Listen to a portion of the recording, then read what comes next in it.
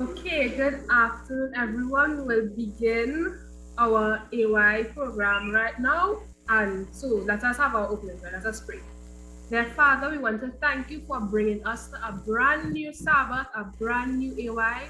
And we ask that as we go through this AY, God, that you will leave us with something that we will never forget, that you will bless us, and so that we can bless others. For Christ's sake, amen. So our first hymn will be O Day of Rest and Gladness, hymn number 383, O Day of Rest and Gladness.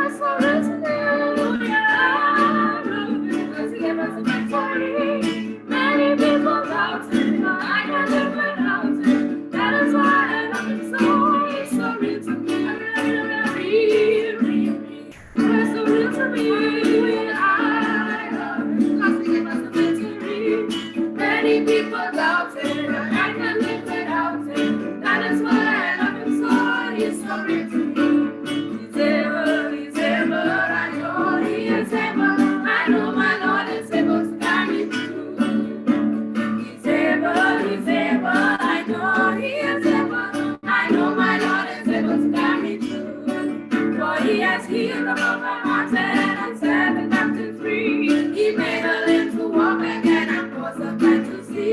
He's able, I know he is able. I know my Lord is able to carry through.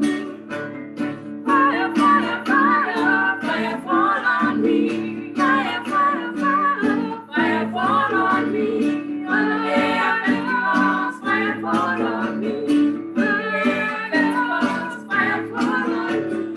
Stand up and tell me if you love my Jesus. Stand up and tell me if you love my Lord. I want to know if you love my Lord. One by one, two by two, three by three, Jesus called by number. One by one, two by two, three by three, Jesus called by number. Amen, amen, amen, amen, amen. One more time now. Amen, amen, amen, amen. All right, and we'll now have our welcome done by Brother Daniel Nelson.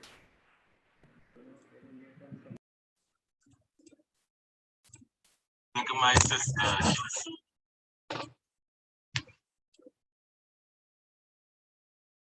Be not wise in thine own eyes. Fear the Lord and depart from evil. It shall be health to thy navel and marrow to thy bones. I welcome you to this evening's AY program, and I hope that we all have a blessed and lovely time this evening. Thank you very much, Daniel, and good evening, everybody. And we're so glad to have you in our program this evening. Our program this evening, Strength of the King. Does men's health matter? Does men's health really matter? Is the strength of the King really something that should take us from one point to the other? Should we consider it? Do we need to depend upon it? What should we know about men's health? What should we do about men's health? You know, this evening, I just want to say to us that we must consider all things. And in all of these things, as we do, God is going to guide us and take us through. So as we look at the issue and the elements of men's health today, I pray that what we do would bring glory and honor to God, but even above and beyond all of that, that what we do would benefit not just us, but those around us. How do we deal with these matters?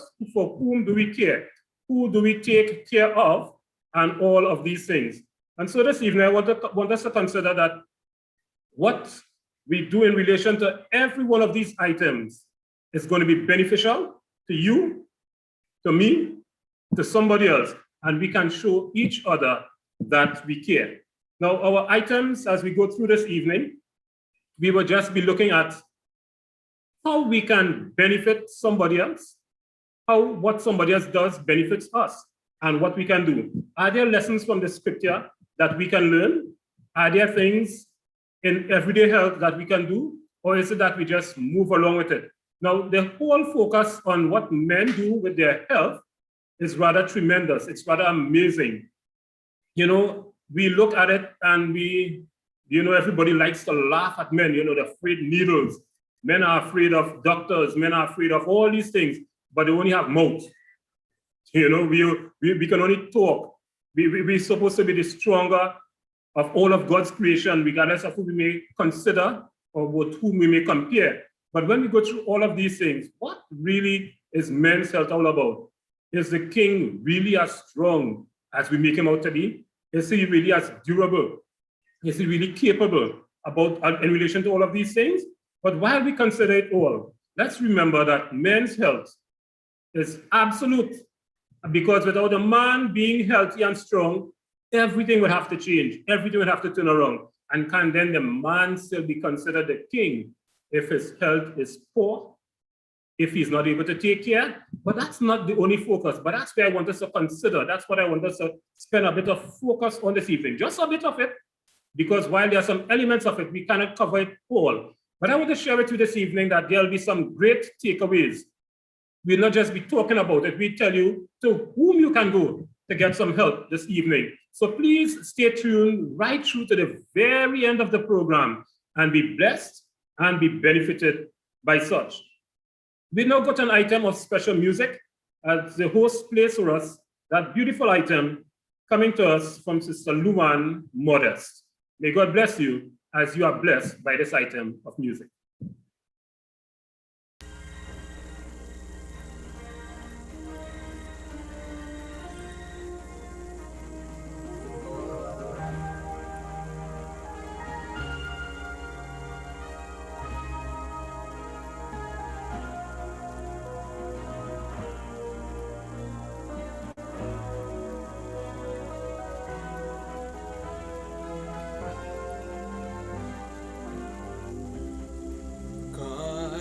A dream within your heart, and if you make a start, he wants for you to know that all of your needs he will supply. He is always standing by. He's there to show the way. So keep on climbing until you reach your goal. Just keep on striving with all your heart and soul.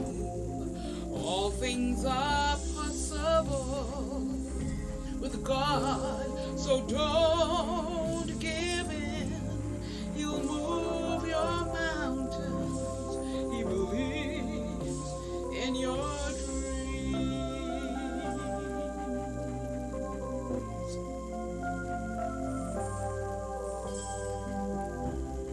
And when the road ahead seems long, with faith you can be strong. He's there to see you through.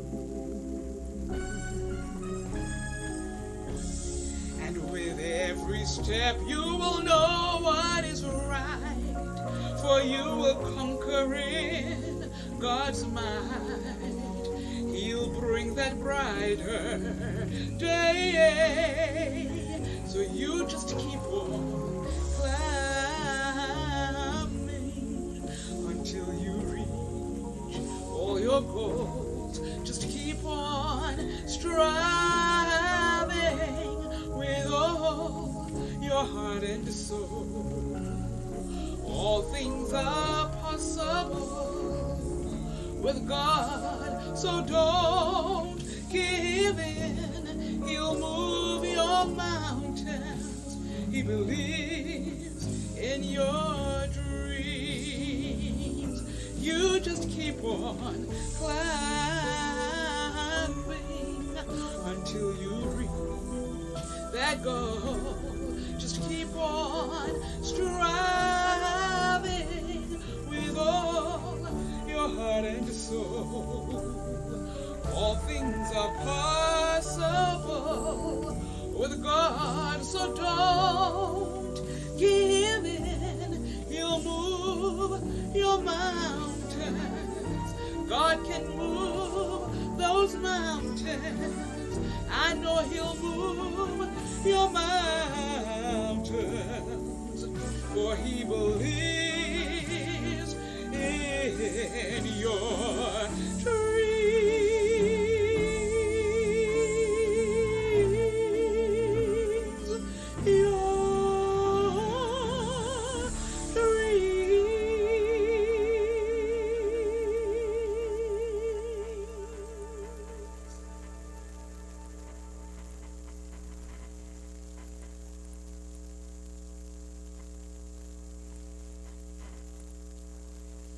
All right, so it is time for our Kahoot. So I sent the pen in the chat, but I will repeat it. So let me share my screen as I repeat the pin for Kahoot.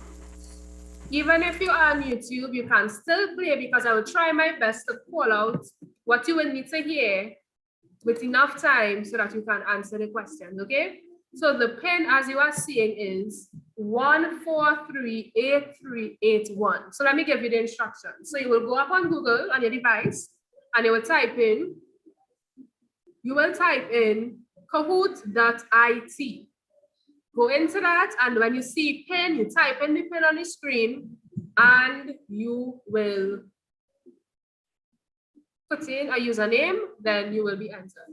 So I'm waiting for at least 5 people. I know at least 5 people are here with another device that can play. So we are waiting for players. The pin is 1438381. 1438381. So we have 1 player in already. We have 2. Let's get some more coming. The pin is 1438381.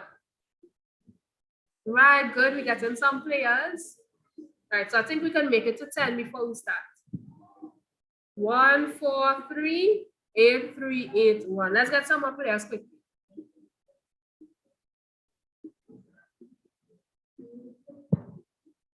Right, good. More players. Come on.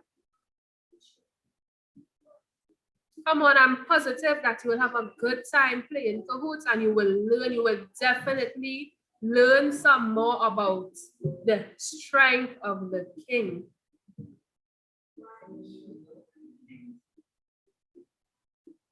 Like one more, great, so we can start. And even if the game has already started, you can still join. You just may have missed some questions. Okay, so I'm waiting a little more. Somebody told me to wait. I'll wait a little longer for probably 1 or 2 more persons to join.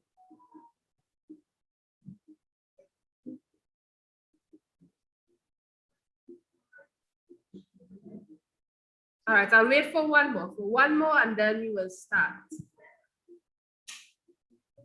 Great, so we can start now. Remember, even after we have started, you can still join.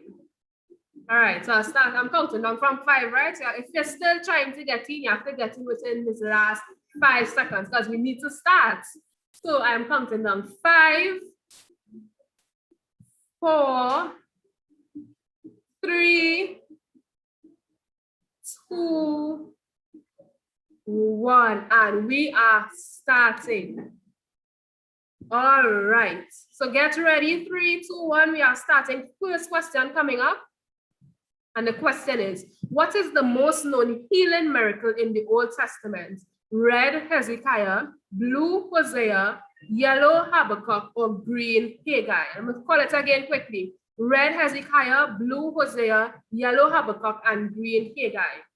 Have a few more seconds left and only a few answers up. So you all need to come in quickly. Time is up and the answer is Red Hezekiah. 5 people got that one correct. All right, so let's see who's at the top. We have Eliel in first place, AY in second, and Strength in third. Let's see if Eliel will be able to maintain his position. We'll see.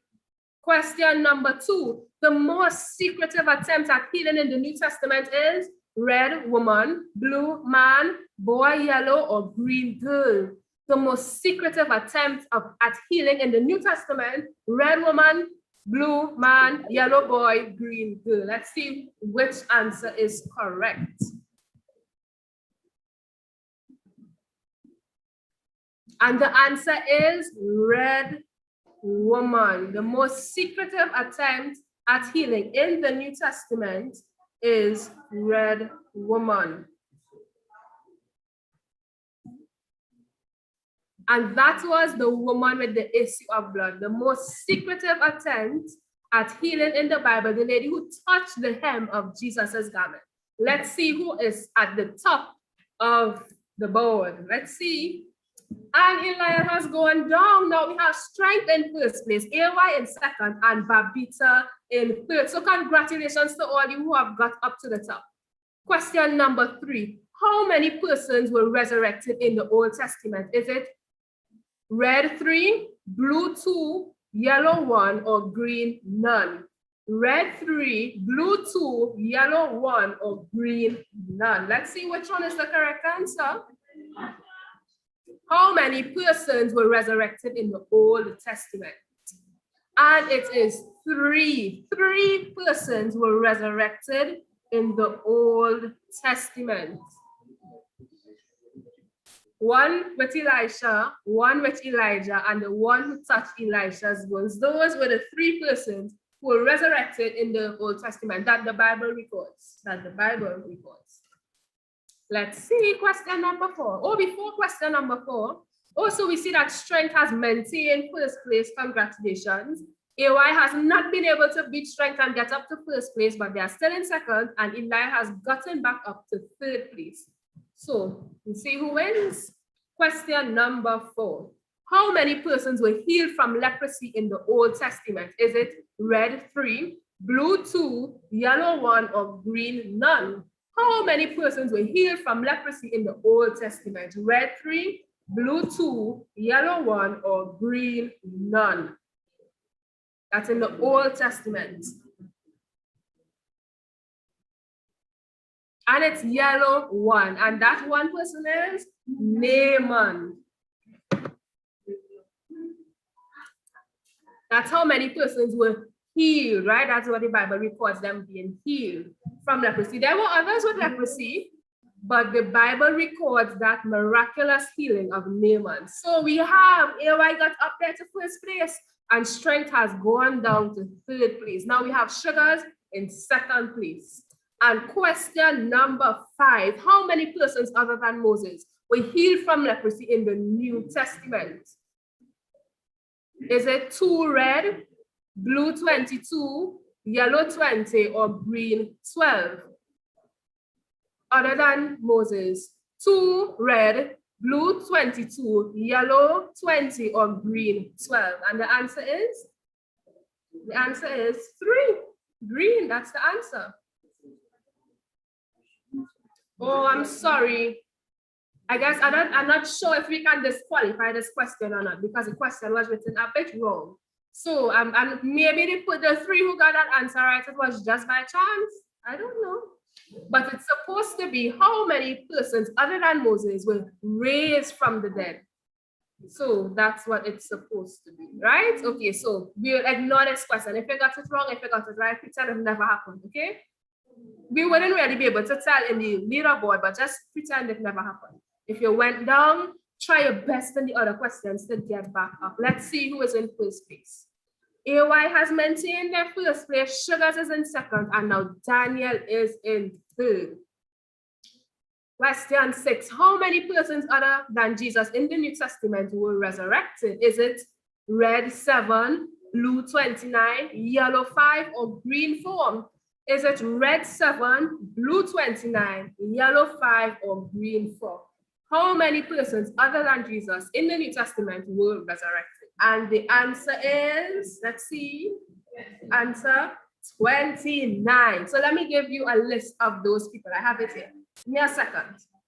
And those people are the widow's son, Jairus' daughter, Lazarus, Dorcas, who was raised by Peter, Eutychus, who was raised by Paul, and the 24 elders who were raised at Jesus' resurrection. Those 24 elders who went to heaven with Jesus.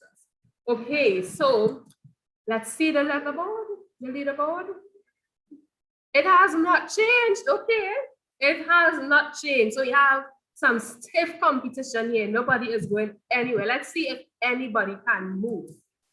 Last question. How many types of diseases did Jesus heal? Is it red, only men, blue, all men, yellow, all manner, or green, any men? How many types of diseases did Jesus heal? Red, any men, blue, all men, yellow, any manner, or green, or any men? The answer is yellow, all manner. All manner of diseases Jesus healed, whether it was emotional, physical, or spiritual. Jesus healed all manner of diseases.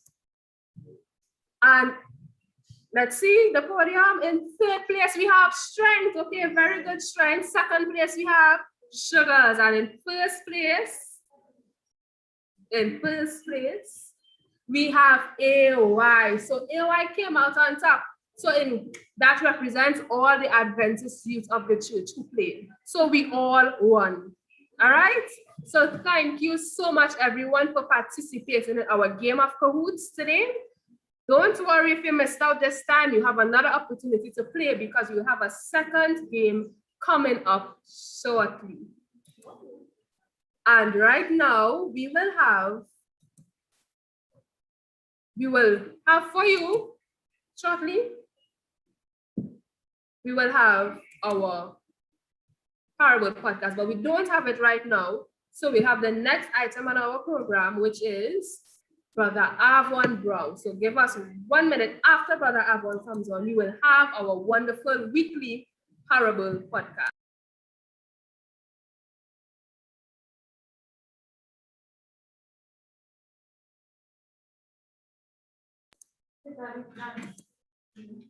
Thank you very much, Ariel, for leading out in our Cahoots, and comments to all of those who participated and you got your answers. And let me just apologize for that one question that was incorrect.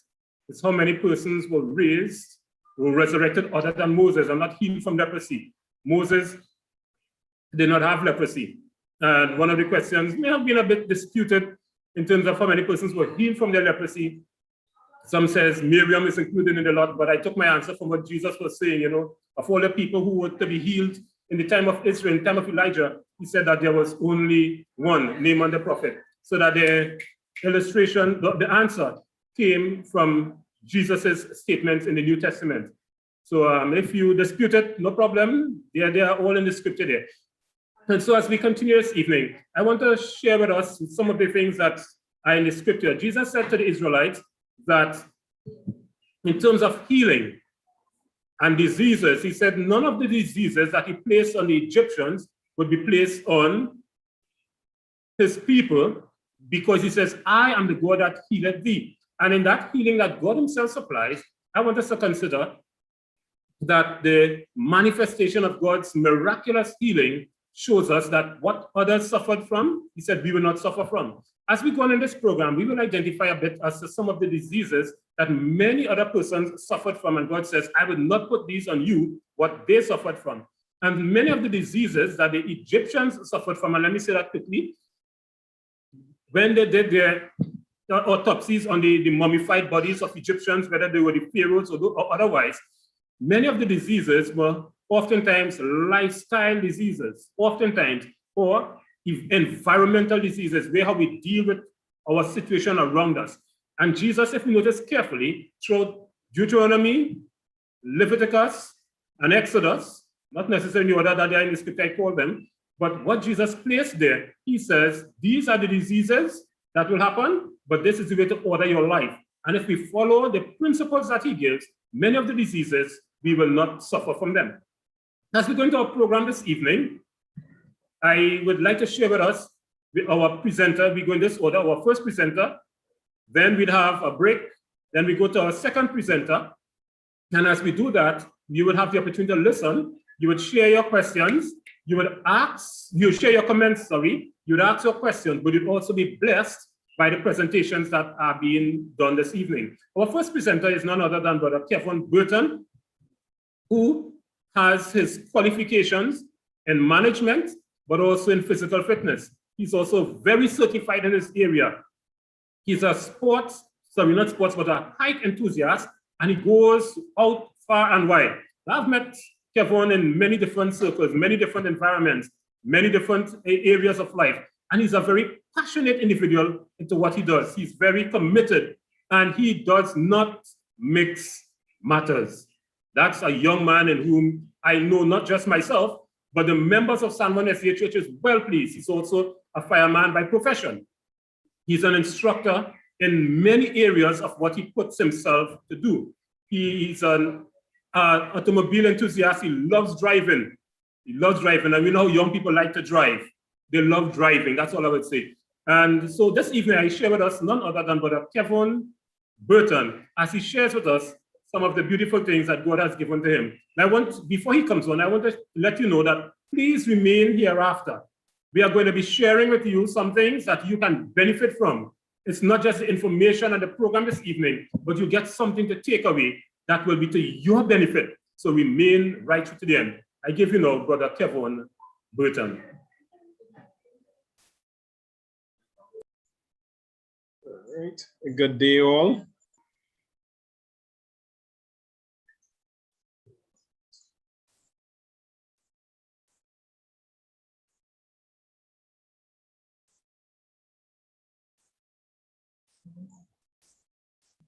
And blessed Sabbath. I hope you're all well.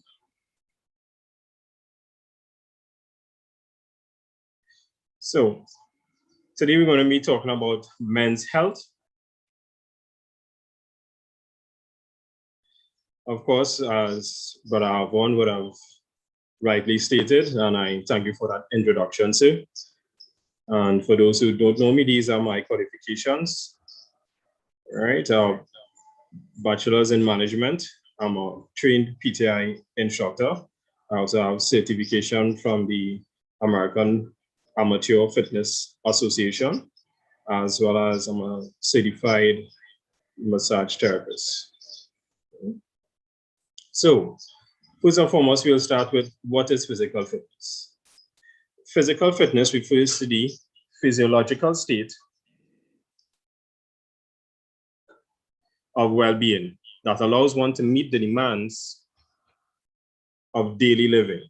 So a lot of times we look at physical fitness or people who are in physical fitness as, oh, look at that physique, watch that body. I want to get abs like that, or arms like this, or, the other parts that, we all look for.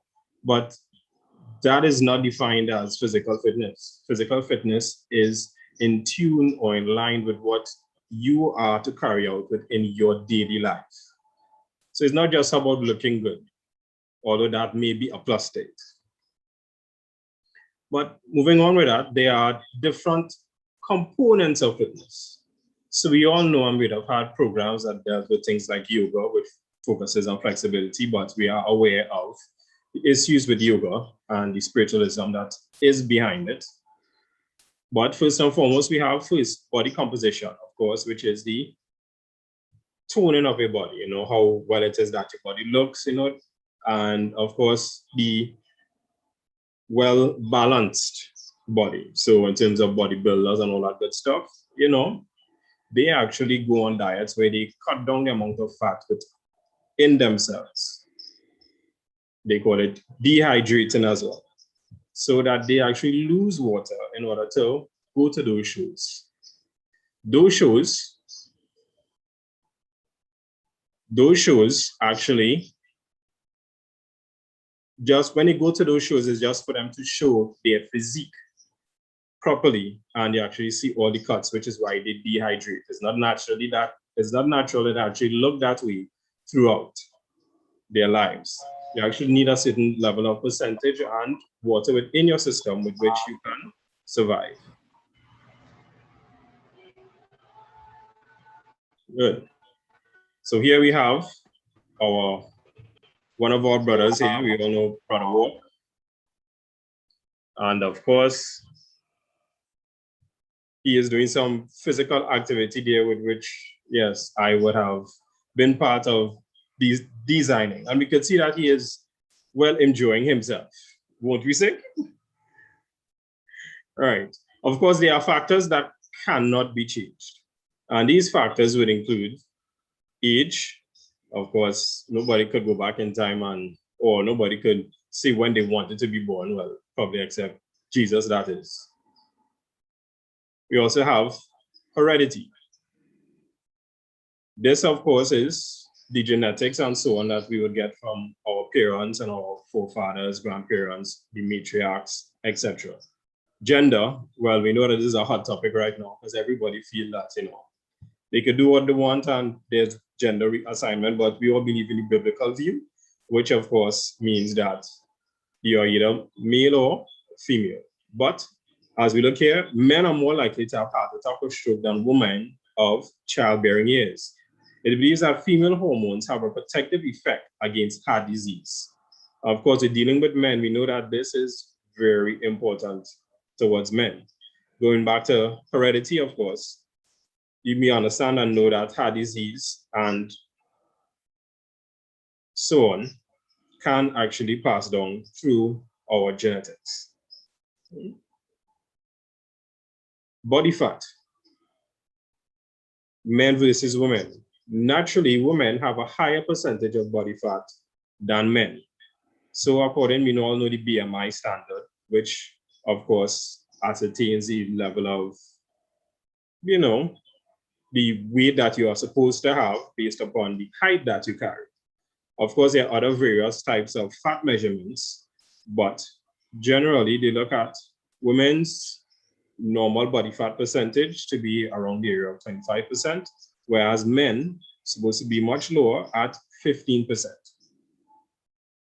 Women's body fat production increases, however, more than men through their middle years.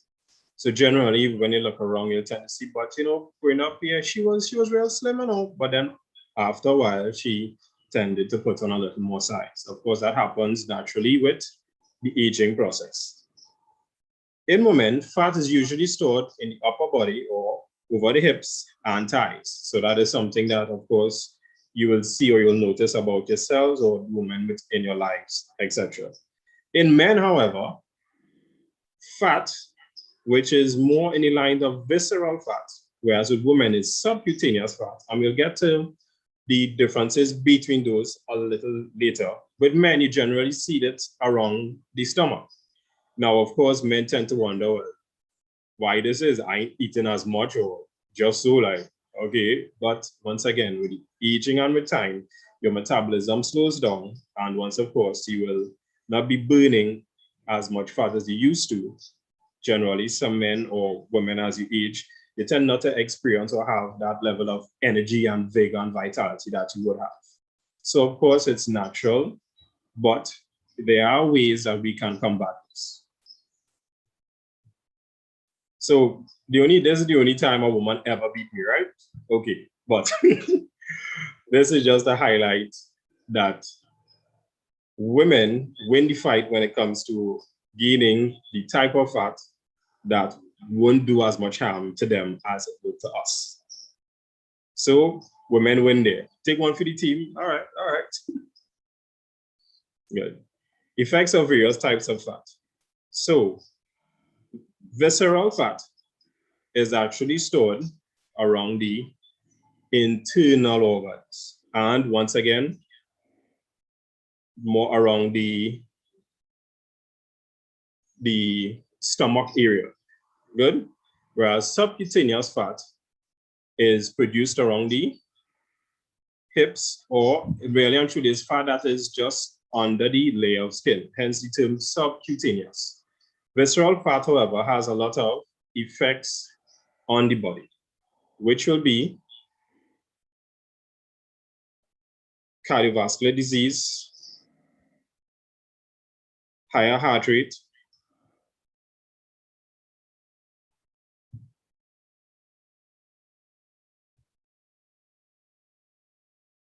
higher heart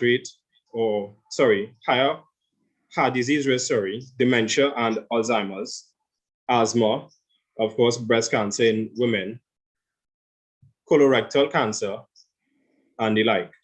Whereas subcutaneous fat produces a higher proportion of beneficial molecules. So in most people, right, you generally have a fat percentage. Well, within your fat percentage, where it be 25% for women and 15% for men, or at your normal size, 90% of that will be what is called subcutaneous fat. Whereas the other 10% is called visceral fat, visceral or intra-abdominal fat, which lies out of reach or beneath the firm abdominal walls. It is found in the spaces surrounding the liver, intestines, and other organs. It is also stored in the omentum, right? Whereas the other type of fat, which is the subcutaneous fat, is just below the skin.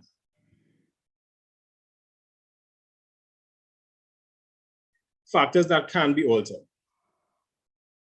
Your body fat percentage is one of them. Of course, that will be done through your exercise as well as diet. Some diseases, your diet, once again, regular physical activity, tobacco use, and stress. Stress has been proven to be a major problem, especially when it comes to men. There are ways that we tend to deal with problems that aren't exactly helping us. However, exercise is a very good way to help with our stress management. It is with consistency and discipline that change occurs and rewards gained. Every action adds to the whole. From 2019, these are the statistics of the leading cause of death: ischemic heart disease, diabetes, stroke, chronic kidney disease, prostate cancer. Wow, so high. Men, we really need to check ourselves. Alzheimer's disease, interpersonal violence, hypertensive heart disease, lower respiratory infections, and once again, colorectal cancer, which we know is caused by the storage of visceral fat. And at 11th place, your sexual health. We need to be very serious about that as well, which is why chastity is key. Diet. Of course, diet, or main diet, consists of 3 basic types. You have carbohydrates and proteins, which both give you 4 calories per gram. Carbohydrates supposed to make up between 50 to 60% of your daily calories, whereas proteins, not so much, which of course we know that we don't need meat to get proteins, but also in plant foods, we can get our proteins as well. Good, which should be between 12 to 20%. So sometimes they preach to us that you need all this amount of protein, but for what benefit and to what end? Of course, it would be best if you have a diet of exercise. So you know how we say we sleep, eat, and dream exercise. However, it's not possible. But it would be good to eat it, but we just can't. Diet continues. So the last one we have is fast. This, however, gives 9 calories per gram. Of course, calories is a form of energy, and they should make up 30%, which is even higher than what the protein should be. However, in order for us to have good performance, and where it is, we understand that physical fitness is the ability for us to carry out the functions of our lives more efficiently. Diet is actually 80%, whereas exercise is just 20%. And some books and theories go just up to 15%. So diet ends up to 85%. So hence we need to understand and know where to put our focus. Injuries. Of course, many of us are plagued with injuries, especially men. I mean, we're born with a lot of bravado and we like to take chances, right? Nah, don't worry, I don't need anybody. I can lift up that by myself. Hey, relax. However, boom, we end up into problems. We end up with back pains and all these kinds of stuff, right? But injuries are part of consequences of poor manual handling. So once again, these are the type of injuries that plague most people. You get short-term or superficial injuries, sprains, bruises, small fractures, etc. Long-term injuries, which are more musculoskeletal disorders, which includes damage to the muscles, tendons, bones, joints, ligaments, nerves, and the blood vessels. And then, of course, we have mental health issues, long-term stress and anxiety, and depression. Wow. We really need to do something about that. I wonder if exercise will help with that. Symptoms of musculoskeletal disorders can be either experienced through localized widespread pain, limited movement. I used to be able to carry out my hand this much, but somehow it just keeps stopping right there. Dull aches and pains every morning you get up, it's just a slight pain, but you keep ignoring it. Swelling, depression once again. Wow. Aching or stiffness of the whole body. The sensation of pulled or overworked muscles. You know, we have a sports day, so you go and run, and the next minute you're just limping off. Fatigue, disturbed sleep, twitching or burning muscles. All right. And I'm sure a lot of us, especially men, have experienced these. Of course, we need to know what are the benefits to exercise if I'm going to recommend it. So here we have. It prevents heart disease and stroke, lowers back pain. So a lot of times people have pain or lower back pain. Now, I can't work on my back because I get in pain. I can't do this or I can't exercise that. No, it can be designed that way in order to target the exact symptoms or pains and so on that you are feeling. High blood pressure, of course, is good for the cardiovascular system as we have cardiovascular exercise. Lowers osteoporosis risk. Of course, this is with women and it helps to strengthen bones, etc. because of the movement, right? Non-insulin dependent diabetes, it helps to manage that. Self-esteem and stress management. There were times when I will come home and I was not in a good space at all. I want to talk to nobody, I want to hear nothing. But of course, that's not a good place to be, especially as a Christian. So I will go out, I'll take a good run, I'll beat that road and leave everything out there. When I come back, I can deal with anything. Because my mind is nice and clear, and that good oxygen helps to give it that nice boost, as well as the level of serotonin within your system helps to increase, which it basically acts as dopamine. Feel good hormone. Good. So then we have to maintain a healthy weight, manages disability, and a positive mental health, as I would have described in the situation earlier. Good. So, of course, the benefits continue. Improvements of range of motion. Range of motion, once again, you might realize as you get older or based upon the level of activity that you do, that you carry out for your daily work, you realize that sometimes I can't stretch out my hand that much, but we could have that with exercise. Participants report feeling better about themselves when participating in stretching and other exercise programs. So no matter what component it is, you're going to get a benefit from it. So let us not discount it or say, no, that is for women, or I don't like this and I don't like that. No, it's what about what benefits us. It's likely to improve performance and reduce lost time in the work environment. So you may feel that because I am a person who works in high intensity or more skilled labor, and that I don't need to exercise because I do a lot of physical labor within the duties that I perform. However, exercise will actually help you to perform it better. Once again, physical fitness is improving your ability to carry out your functions. Good. And also there's no indication that exercise has ever had a negative effect on workplace injuries, which means to cause injuries on the workplace. So basically we have no excuse for not doing it. Good. If you'd like to have some exercise routines and so forth, you can feel free to visit our page, which is at Sage Catalyst on Facebook, or you can check out other sites on YouTube. One of the sites or persons that groups that I will tell you to subscribe to is Fitness Blend. They really break down all the movements for you in a very nice fashion.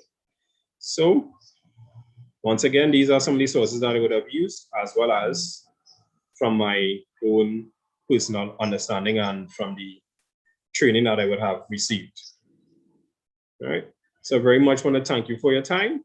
And I will now pass you on to the host, who will give us the time for questions at the appropriate time. Thank you very much, Brother Kevin Burton. And you shared a lot with us, a lot of information you gave us there. We want to one time just, go directly to what I want to share with us, Brother Kevin Burton. It's a personal, he can help you develop the correct personal fitness routine that you would need for yourself individually. And so he is accessible. And as I said to you, we're not just sharing information, we're sharing items with you that you can take away at the end. So you have here on your screen, Brother Kevin Burton and his contact number. He is willing to share his contact number with you, 868-773-3290. Please make every effort to contact him hereafter. He will direct you accordingly. He is certified, he is excellent, and he is dedicated. Trust me, he will give you a routine and you will better be ready to be mentally fit before you try to get physically fit with Brother Kevin Burton. Thank you very much, Brother Burton. And the questions will come subsequently. We will take them hereafter. All right? So Brother Burton, as he will be remaining to take those questions from us after. Just be ready. We prepared for it all. All right, and now we will have our parable podcast. We have it up now, so we are ready to hear our parable podcast for this week.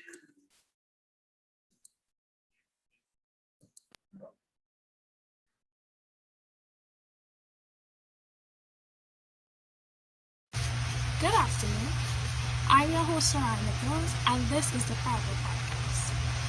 Our story today revolves around the son of Ahaz, the 13th king of Judah, Hezekiah. He became ill and was at the point of death. The prophet Isaiah, the son of Amos, approached him with a message. This is what the Lord says: put your house in order, because you are going to die, and you will not recover. Hearing this, Hezekiah started, remember how I have walked before you diligently and with wholehearted devotion, and have done what is good in your eyes. He then sobbed bitterly. The Lord spake to Isaiah, hearing this, just as he was in the middle of the court. He said, go back and tell Hezekiah, the ruler of my people, this is what the Lord said. I am God, the Lord of your father David. And I say to you, hear and heard your praise, and seen your tears. I will heal you. On the third day, now you will go up to the temple of the Lord. I will add 15 years to your life, and will deliver you and the city from the hand of king of Assyria. And I will defend the city for my sake and for the sake of my servant David. Isaiah then instructed the servants to prepare a fig portrait. They did so and applied it to his boy, and Hezekiah recovered. He asked Isaiah, what will be the sign from the Lord that I will be healed and will be able to go up to the Lord's temple on the third day from now? Isaiah replied, this is the Lord's indication to you, that he will perform. Either the shadow shall travel forward 10 steps, or it shall go back 10 steps. Hezekiah, a little iffy on this, said, well, it is easy for a shadow to go forward 10 steps. Rather, it is harder for it to go back 10 steps. Isaiah then prayed to the Lord, and the Lord caused the shadow to return 10 steps as it down the Ahaz stairwell. What a fascinating display of God's miracle and mercy. Hezekiah was only on the throne for 14 years and was just about 39 years old, a fairly young man, but was faced with illness that would end in death. He turned and pleaded to God in this time of need, and he was delivered. God acknowledged Hezekiah's devotion and the work he did in his name, and added much unto his life, similarly as he did with Job. We see that if we devote our lives to God, and if we come to him in our time of trouble, more can be added unto our lives. No matter it be years of life, health, wealth, and so much more. If you are interested in hearing more of God's mercies and goodness, tune in next week. This is the Parable Podcast, and I'm your host, Sarah Nichols.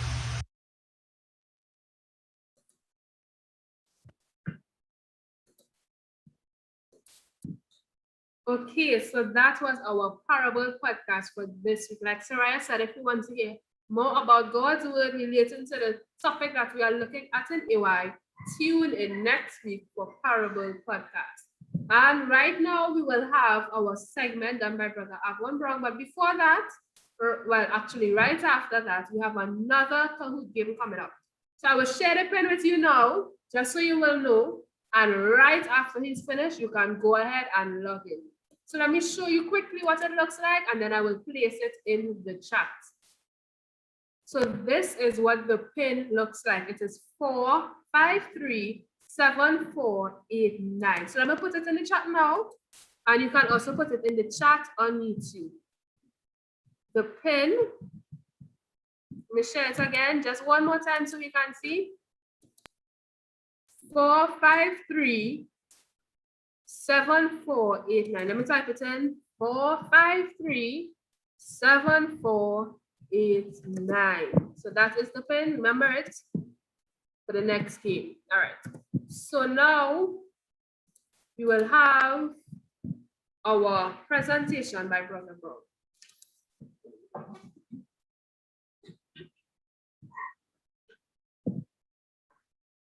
Thank you very much, Ariel. So while we get prepared for our next item, this is what I want us to consider. Jesus had said, as I was telling you earlier, that the diseases that he placed on the Egyptians, he said, you know, I'm not going to place them on you when you follow my law. So then let's consider what are the diseases that Jesus placed on, that were placed on the Egyptians because of their disobedience.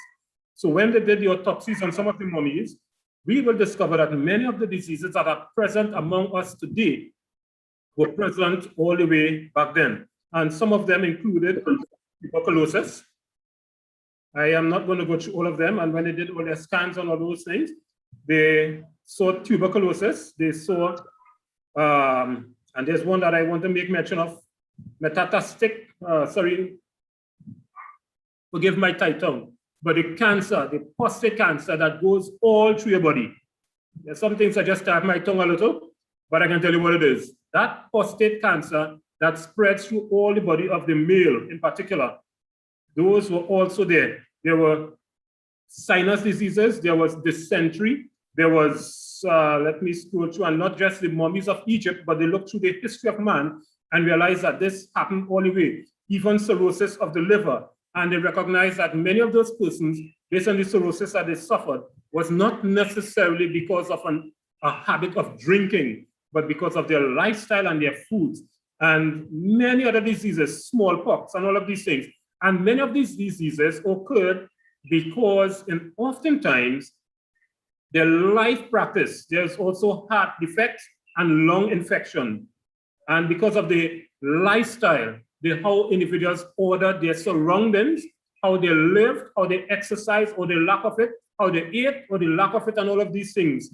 And these diseases were perpetrated among them because they did not do what God wanted them to do. And I want us to note quite carefully that when we think even of Daniel in a foreign land, when he says, I'm not going to eat the king's meat, we want to think only that he was a vegetarian. No, Daniel was no vegetarian. Let me be careful to state clearly, Daniel was not a vegetarian. How do I know that? Daniel was a Jew, and the Jews must eat the lamb for the Passover. So he could not have been a vegetarian. What Daniel was saying is that God has given how my life should be ordered, and I'm going to live that way. I'm not going to live the way the heathens live or the unconverted live. I'm going to choose a lifestyle that God has directed. And because of Daniel's choice for his lifestyle, God gave him, and Daniel lived way into the 90s. So he crossed the threescore 10 by more than 2 decades, right? And so that we look at none of these diseases God will put upon you. So we are looking now the strength of the king. How is it to be maintained? So what we'll do now, we will be going right into our Analysis Parable podcast. We just came out from there. So we're going right now into our element of cahoots. So be prepared. You would have gotten the pin. So Ariel is going to come back on now to give us our cahoots.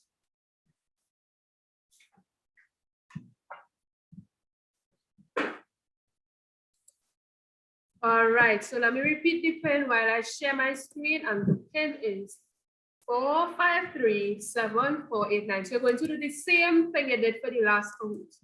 You're going back into Google. If the last Kahoot page is still open, close that one because you're not going to need that one anymore. You're going back onto Google and you're typing in kahoot.it. The pin is here, you enter the pin and then you enter a nickname. So I'm seeing persons already in. We have 4 people. We are aiming to get 10 persons this time, okay? So as soon as you see number 10, we are starting, and let's see who will win. So 4 more people to join and then we will start. Come on quickly and join because I am positive that you will enjoy this game. So we have 2 more people to join.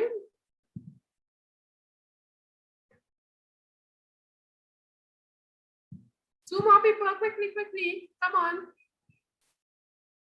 Right, 1 more person.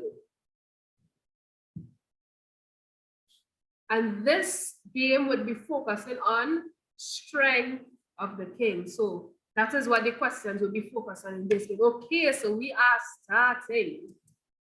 Strength of the king. And our first question is, who pretended that he was mad? Is it red David, blue Darius, yellow Daniel, or is it green Dorcas? Who pretended that he was mad? Red David, blue Darius, yellow Daniel, or green Dorcas? Who is it? And the answer is red Daniel. And this, for those of you who don't, sorry, red David, my bad, I'm sorry. For those of you who does not know when this happened, it's when he went to become a part of the Philistine camp when he was running from Saul. That is when he pretended to be mad. So on the board, we have Eliel in first place, me in second place, and B in third place. Question 2, who was lame of his feet? Was it red Mephibosheth, green Methuselah, yellow Methusael, or was it green Manasseh? Was it red Mephibosheth, blue Methuselah, yellow Methusael, or green Manasseh? The question is, who was lame of his feet? And the answer is red Mephibosheth. That was Saul's son, I believe, or Jonathan's son, my bad. Jonathan's son. And he became lame because I believe it was his maid was running from some enemy. I can't remember who. And the Philistines. She was running from the Philistines and she accidentally dropped him when he was a baby while she was running, and he became lame. Such a sad story, but we see there are many different types of stories in the Bible. So on the board, we have Eliel still in first place. B has gone up to second and me has come down to third.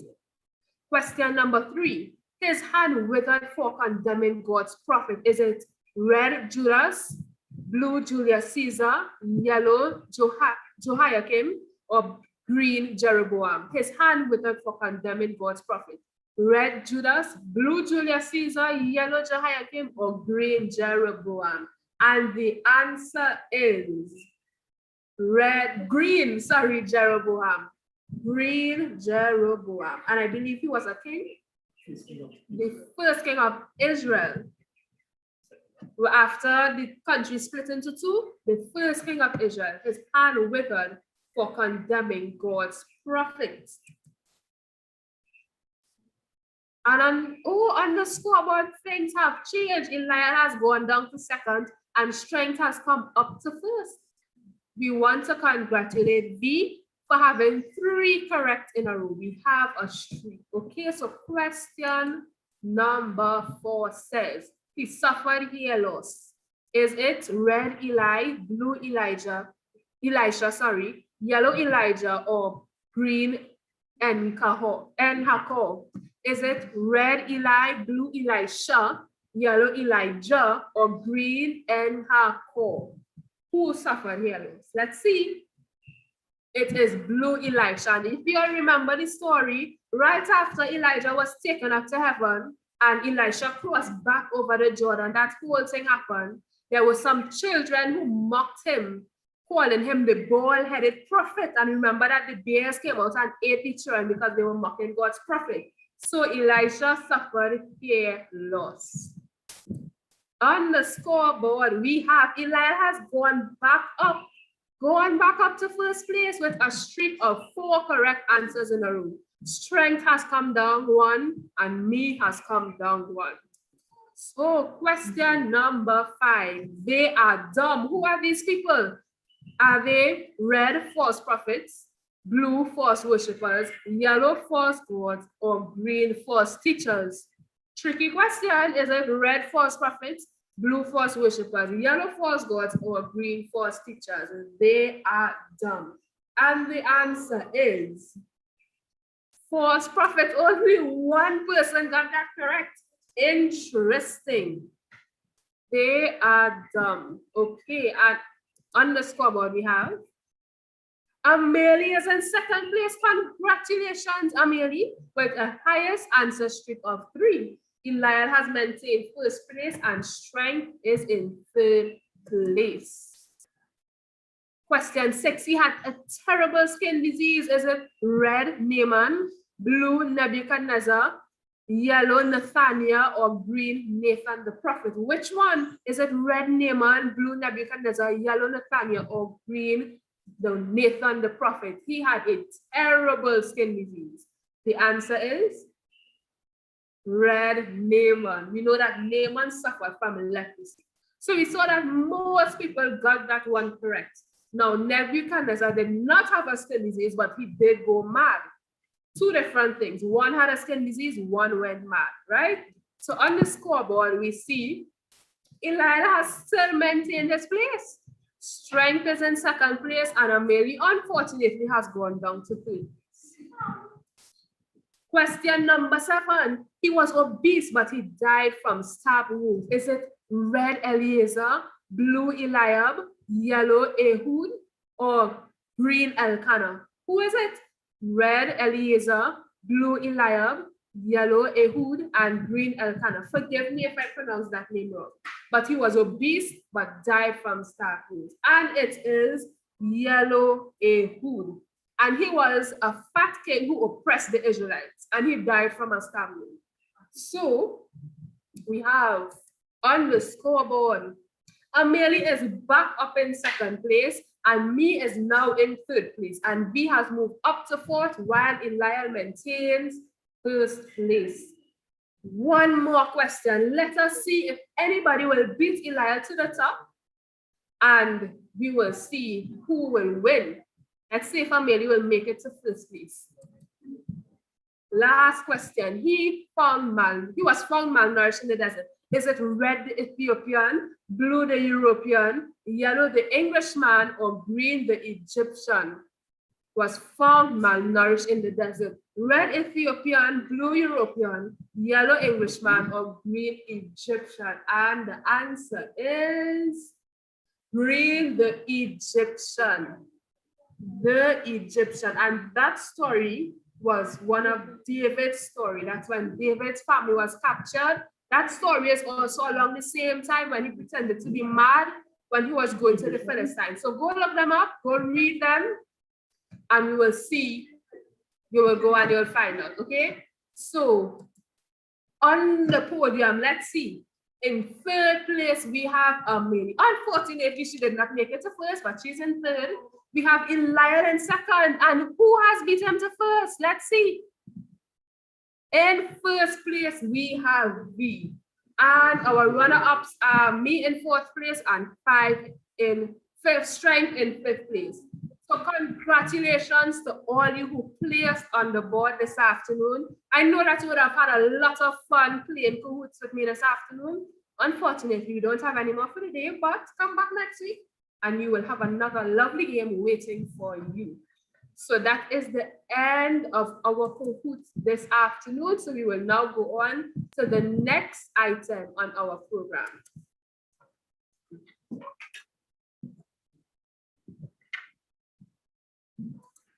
Thank you very much, Ariel, for leading out in our Kahoots, and commendations to all the persons who participated. And you know, all of those stories come from the scripture. And continue to read God's word, and we will see all the things that are listed therein. We go to our second presentation this evening, and that is being done by Sister Valerie Seeley Tobias. She has been married for many years to Elder Val Tobias, and they are both, for 34 years rather, they have been married. They are both from the Valencia Seventh-day Adventist Church. She's a baptized member of the church as well as an elder at a local church. But her area of expertise, and before we go to areas of expertise and her profession, she has served for many years in many different areas of the church in many different departments and continues to do so. And she's also an elder at her church. Now she is registered nurse by profession and a certified midwife. So she comes to us with many years of experience, 35 years as a registered nurse, 25 years as a midwife. But while speaking about men's health rather, why have a midwife speak to us? You see, because that's not just her area of expertise. She's also an expert when it comes to health, nursing education. Let me say it over rather. She has a bachelor's degree in nursing education, a master's in education with specialty in oncology, and she's an assistant lecturer at the UE School of Nursing. She's the vice president of the Adventist Health Professional Association, that's AHPA, but she also is excellent and an expert, experienced, and well-loved to do public lectures when it comes to health. And she's going to be speaking to us this evening about men's health, physical health in particular, when it comes to that specific areas. And so we have this evening Sister Valerie Tobias. Let's say good evening to you, Sister Tobias, and thank you for joining with us this evening. Good afternoon. Afternoon, Brother Brown, and thank you very much for the invitation. I'm very happy to speak to the AY at Sawa SDA Church. Just to let you know that originally I am from Santa Cruz, La Camo to be exact. And I moved to Valencia when I got married to my young gentleman. So just to correct you, I am no longer a female elder. I was that a couple of years ago.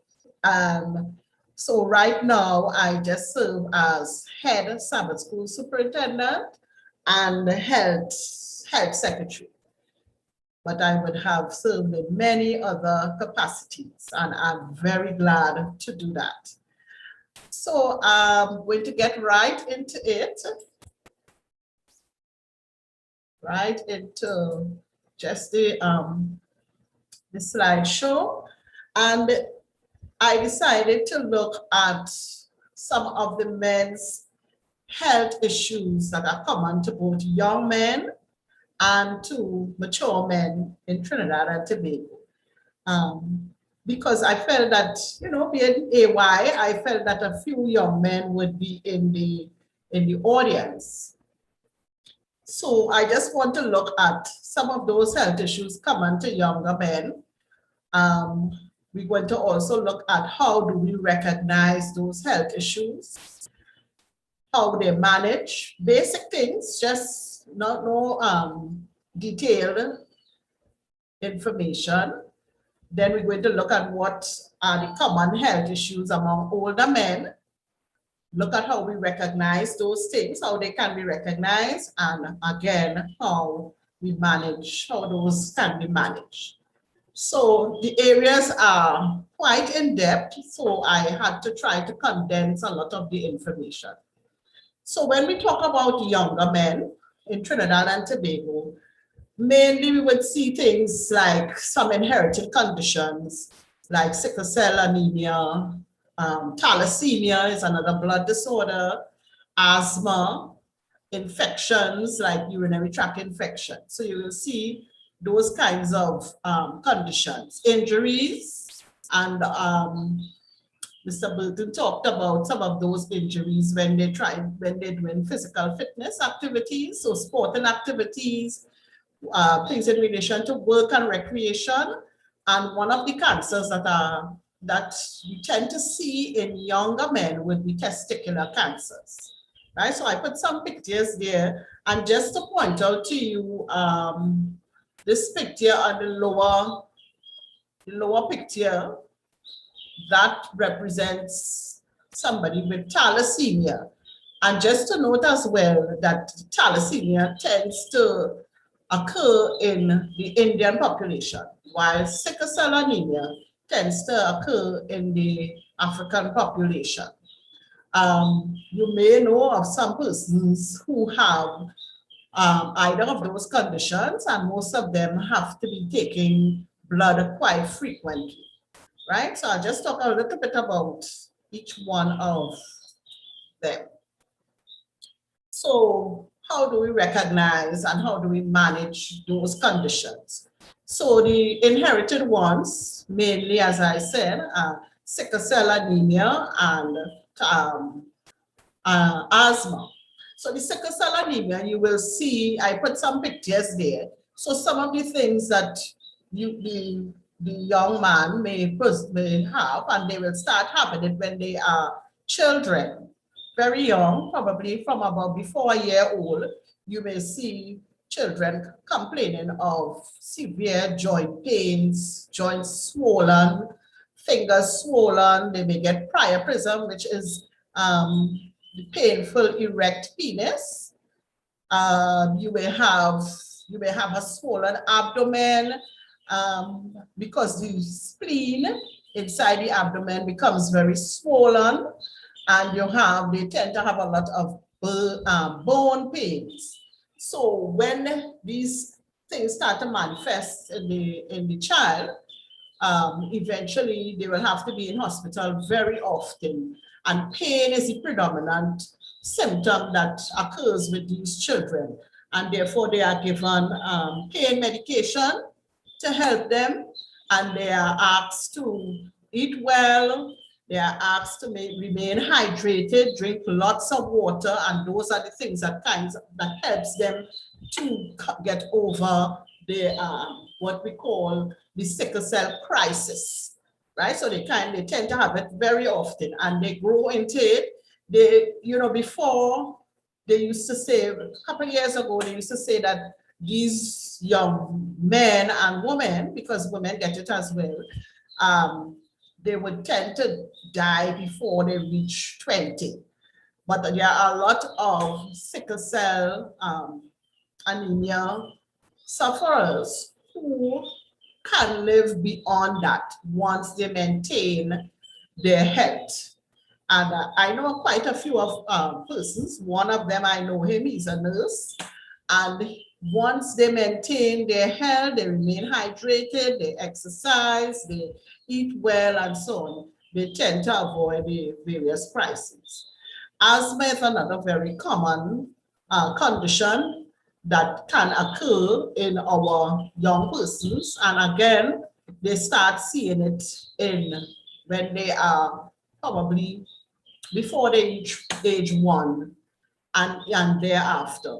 They start to have wheezing.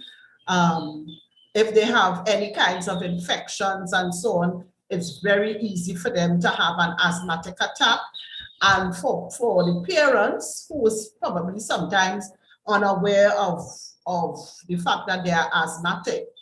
And even when they finally diagnose them as asthmatics, it's very scary because it looks like if the child is not able to breathe, some of them, you see them getting blue and their nostrils flaring and so on, and this recessive breathing, the chest wall and so on starts to recede. So it can be very frightening.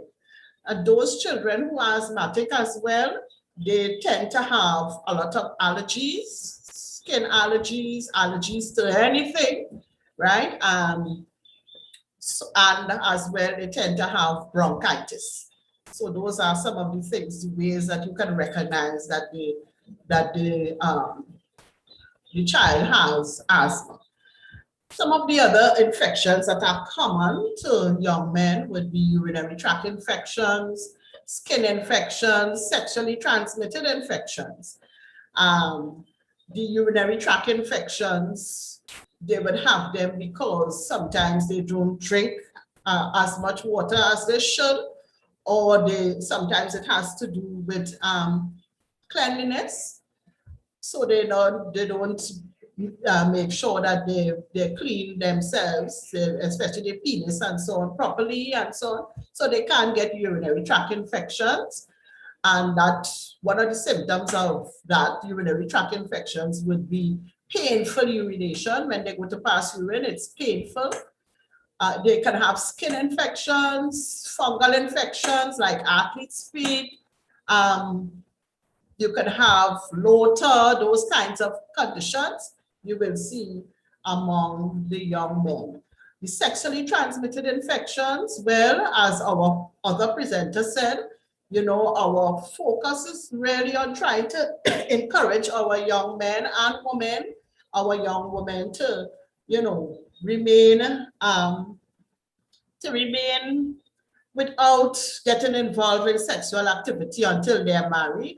And granted, it may be a task, but you know, we really want to continue to encourage them because they can have some of these symptoms, herpes, right? And that's the picture that you have up there. This person has herpes, and it sometimes is presented on the face, especially by the lip or around the penis and other parts of the genitalia.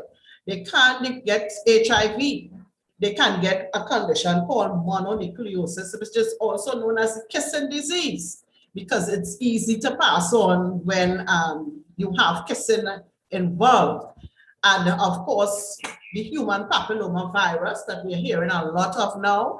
Before we would think that mainly young ladies got it. Now we know that the men can get it as well, and they can pass it back and forth from one to the other.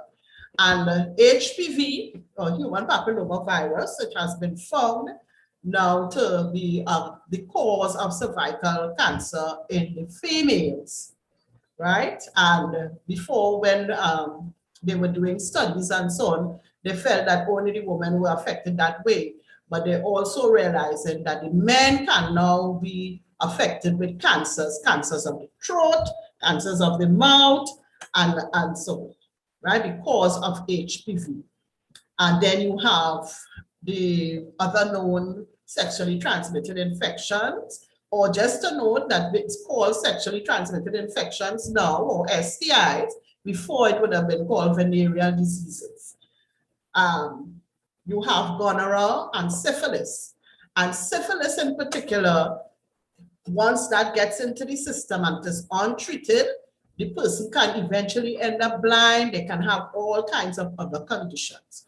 So we just need to be obedient to the Lord when he says no fornication.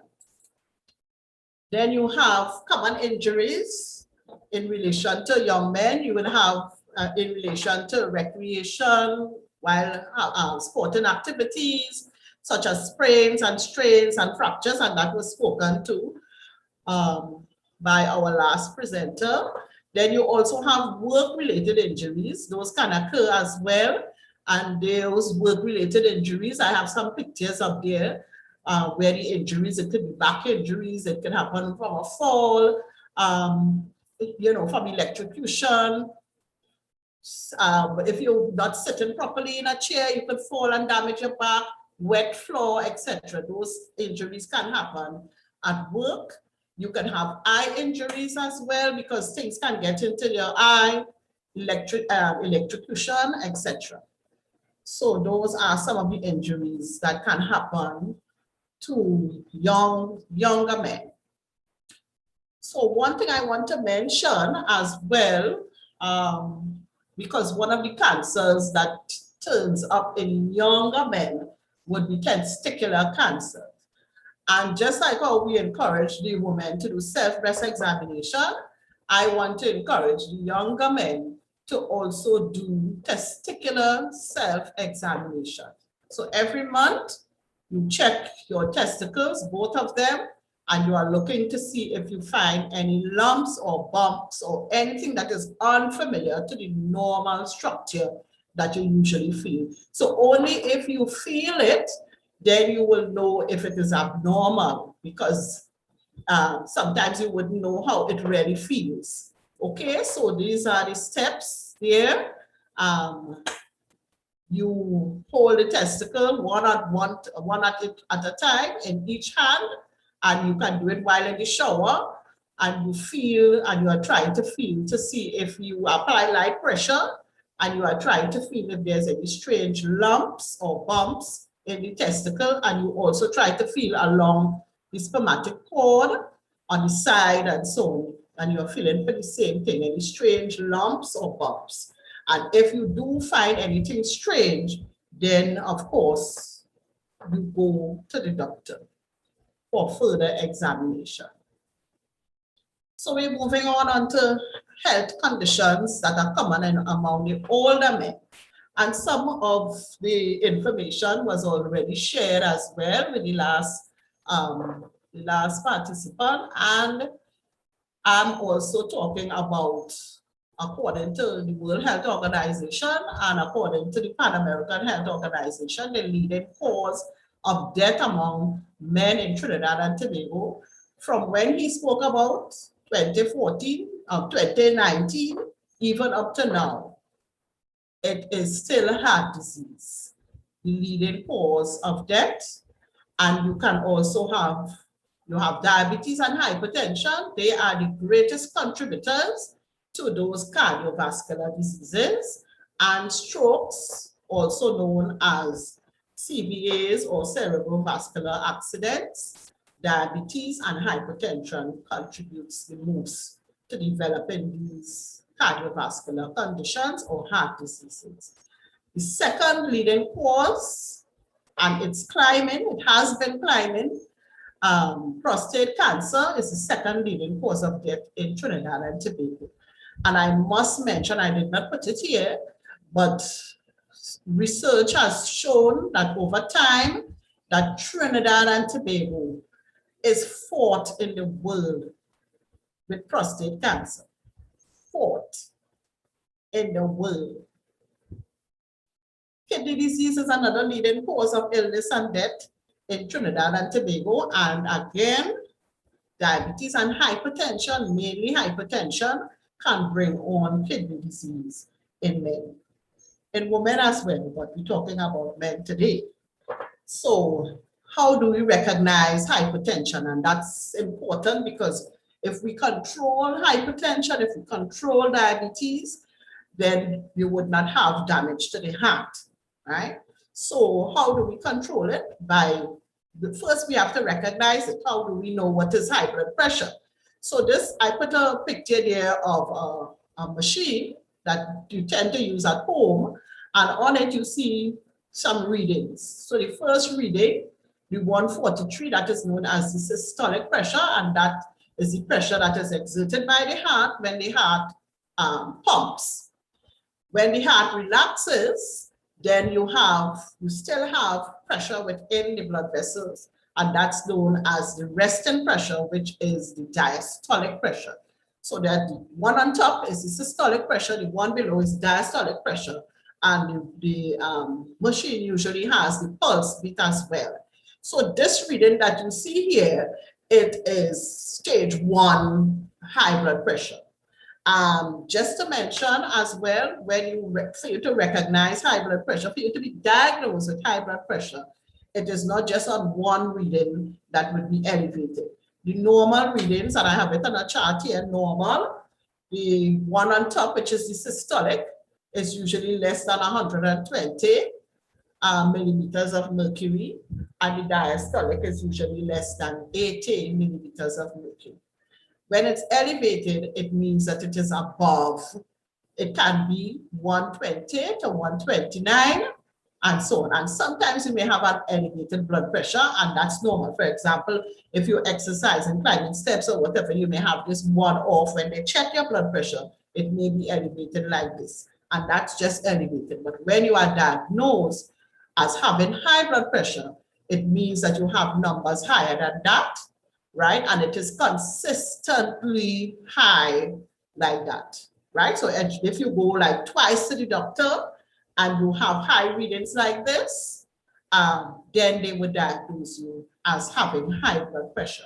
And sometimes there are some persons, when they go to the doctor, they get a little scared and their blood pressure is a little elevated. Well, then you would see it reading a little like this, but then it would go down eventually. That's not high blood pressure, okay? High blood pressure is when it consistently says higher than 130 over 139, 130 to 139 over 80 to 89 and so on, right? And notice the hypertension crisis when it is higher than 180 millimeters of mercury, and the diastolic higher than 120.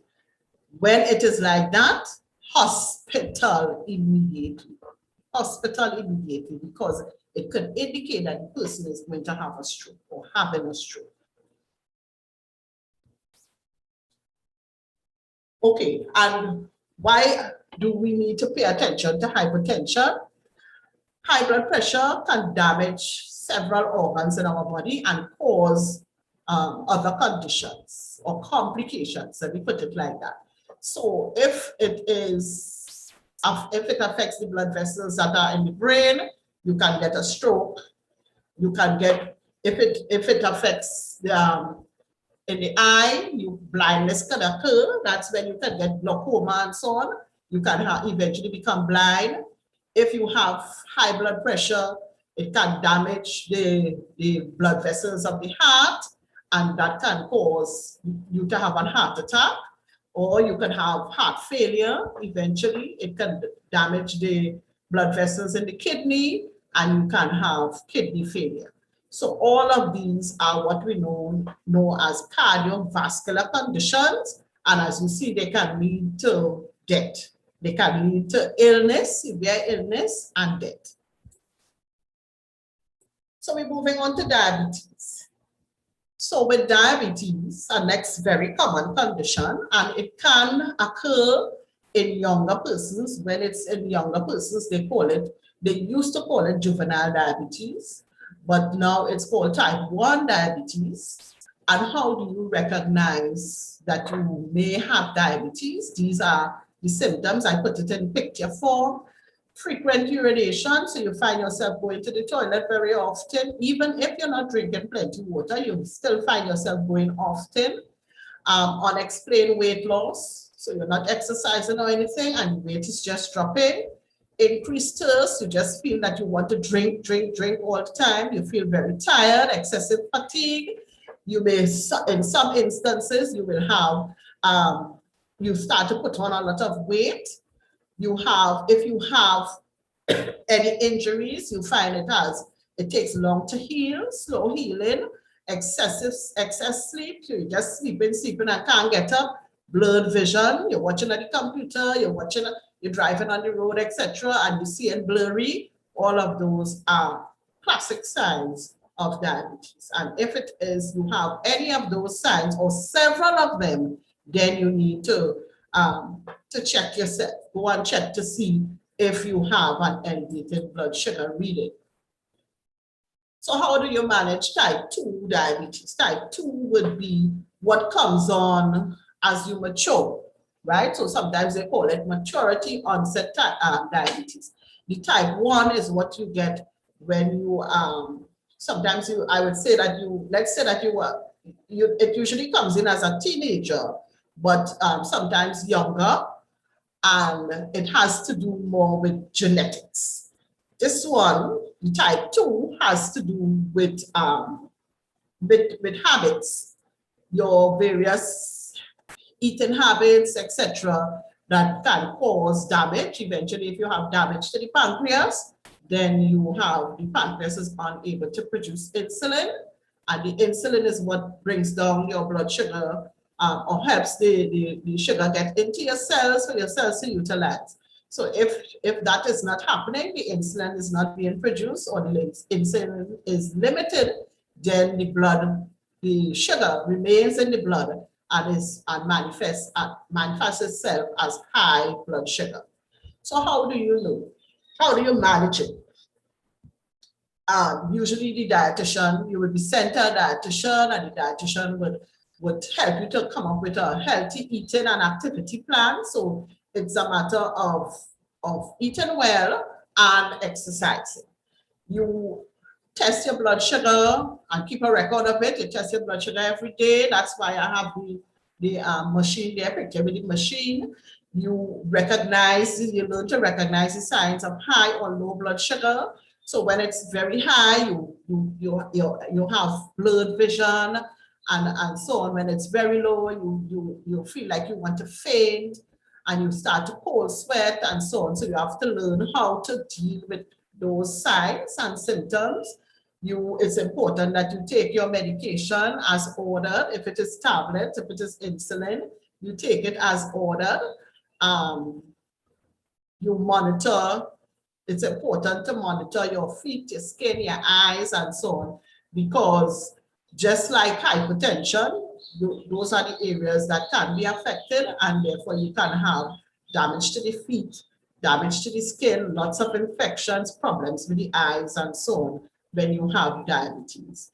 You try to manage your stress and you deal with early diabetes, you deal with daily diabetes care. So what you eat, watching what you eat, making sure that you exercise and that you take your medication as is ordered, right? So again, these are some of the things that can happen. You can have damage to the nerve and damage to small blood vessels, the capillaries, and therefore you can get damage to the kidneys. You can have what is known as diabetic retinopathy and get kidney failure. You can have damage to the eyes, so you can end up blind. You can have damage to the brain, you can have strokes and so on. To the feet, a lot of people have lost their feet because of diabetes. They get a sore, it doesn't heal, and sometimes eventually they have to cut off the foot, right? You can have damage to the heart, and you can get heart attacks and so on. And one thing that is hardly ever mentioned, but a lot of the diabetic men tend to have erectile dysfunction. So the same thing, the blood vessels are affected and so on, the nerves are affected, and they are unable to get erections. Okay, so those are some of the things that can happen with diabetes. So we're moving on quickly to the prostate conditions. And with the men, you can have, only men have prostate, right, ladies? So with the prostate, you can have things with the older men. You can have benign prostatic hypertrophy, also known as BPH, or enlarged prostate, and you can have prostate cancer. Benign prostatic hypertrophy is not cancer.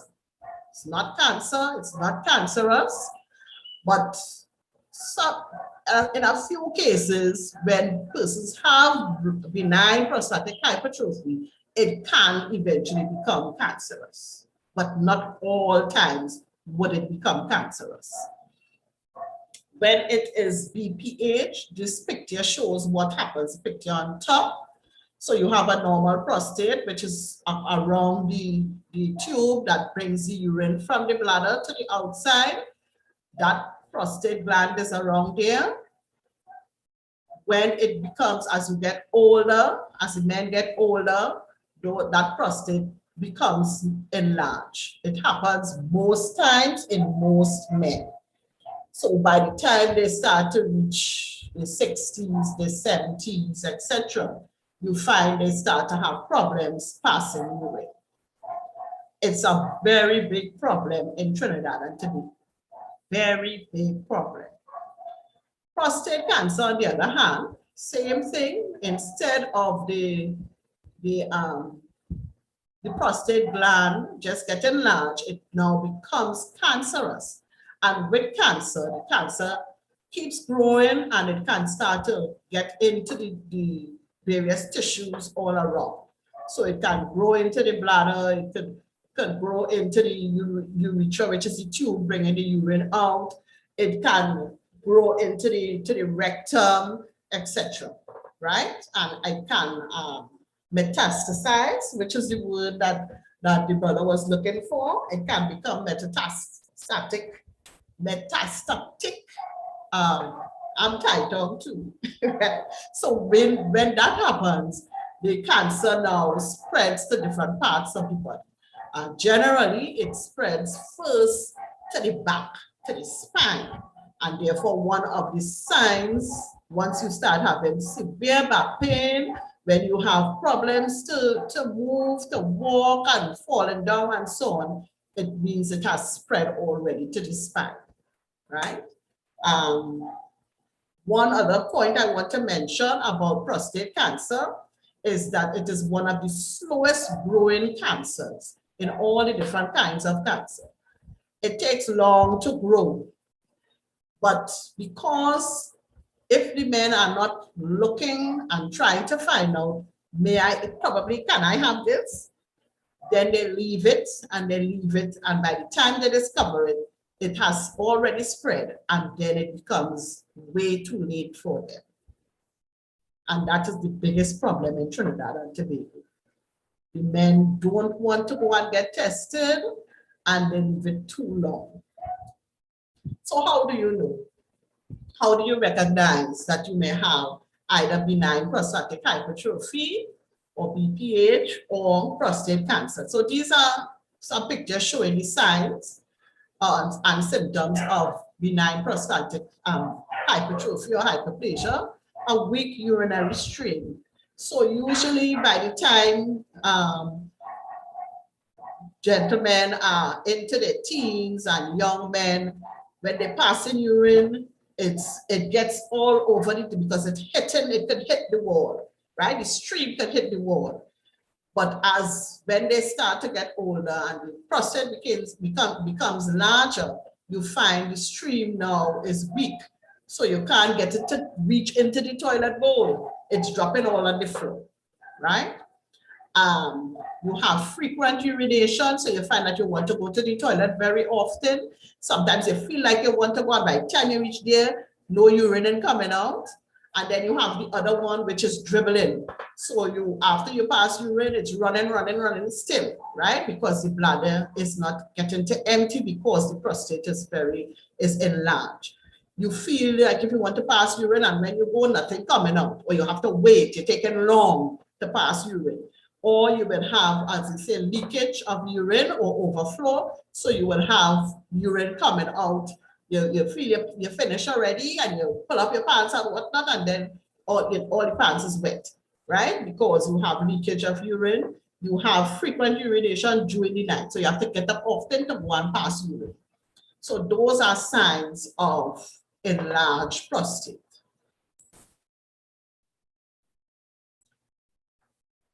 On the other hand, prostate cancer, you have some of the same signs, but more. So you would have things like sexual dysfunction. You're unable to get an erection.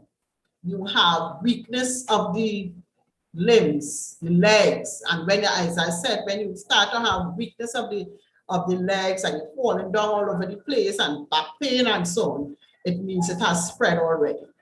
Changes in the bladder habits, just like what we spoke about before. You may have frequent pain in the bladder and prostate area, and you will see blood in the urine. You don't rarely have blood in the urine when you have benign prostatic hypertrophy, unless there is damage to the bladder. So that's how you recognize whether you have prostate cancer.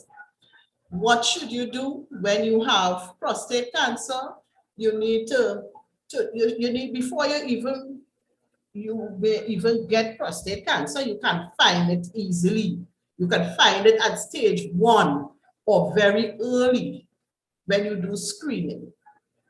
So how do you get screened for prostate cancer? You do a blood test called the PSA or the prostate specific antigen blood test. You take some blood and they send it to the lab and it tells you what is your PSA reading, right? And that once it is below 4, 0 to 4, it means that you are okay. Once it starts to go beyond that, then you know that something is happening there as far as prostate cancer may be concerned.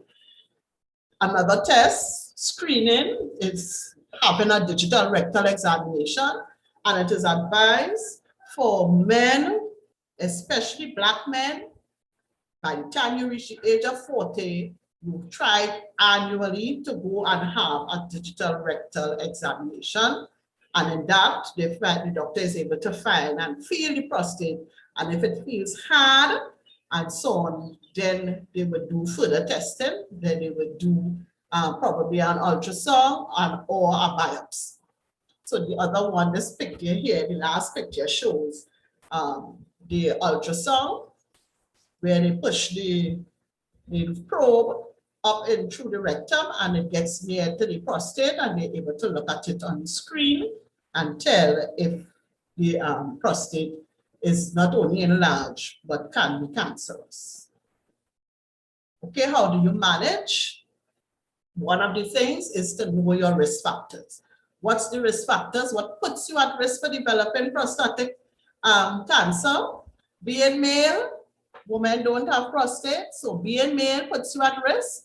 Getting older puts you at risk, because as you get older and the prostate gets larger, it can become cancerous. Having close relatives who were diagnosed with prostate cancer, so your brother, your father, your uncle, if those persons closely related to you have been diagnosed with prostate cancer, then you have a very high risk of developing prostate cancer yourself.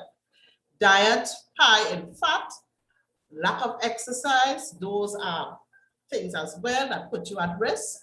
Black men tend to have very high levels of testosterone, and that is another thing that causes you to be at risk because of those high levels of testosterone. Having gene as a genetic condition, so having the prostatic PRCA gene or the breast cancer gene as well. Some men have breast cancer genes. Those genes put you at risk for developing prostate cancer. So what can you do again? You do yearly screening tests after the age of 40, especially if you have relatives who were diagnosed, especially if you are Black men, right? You try to do yearly screening tests and you seek medical care promptly if the diagnosis is positive. Maintain prostate health by adding prostate healthy foods to your diet. And I have a picture here, I think that's my last slide, showing some prostate healthy foods that you can include in your diet. And one of the things that has been proven years now is that tomatoes have lycopene, and the lycopene helps to maintain good prostate health. And there are lots of things now that we are hearing and seeing that helps to maintain good prostate health, right? So the turmeric and all those things, soursop and whatnot, those are things that are good for the prostate. So thank you very much for the invitation, and I am open for questions as they come. Thank you very much, Sister Tobias. Beautiful indeed. We are really happy to have had you share with us. You shared your screen, you shared your information, you shared your knowledge, you shared your time, and we are really happy to have had your presentation this evening. It's okay if you remove the, well, you can stay on camera, but you can share the screen. Okay. I thought I stopped sharing it. All right. So this is, I have a couple of questions. You know, I would, in the interest of time, some of the things that we would have had to line up on our program, just going to make the adjustments now. And I'm going to ask some questions. There was at least one question I saw on the YouTube channel.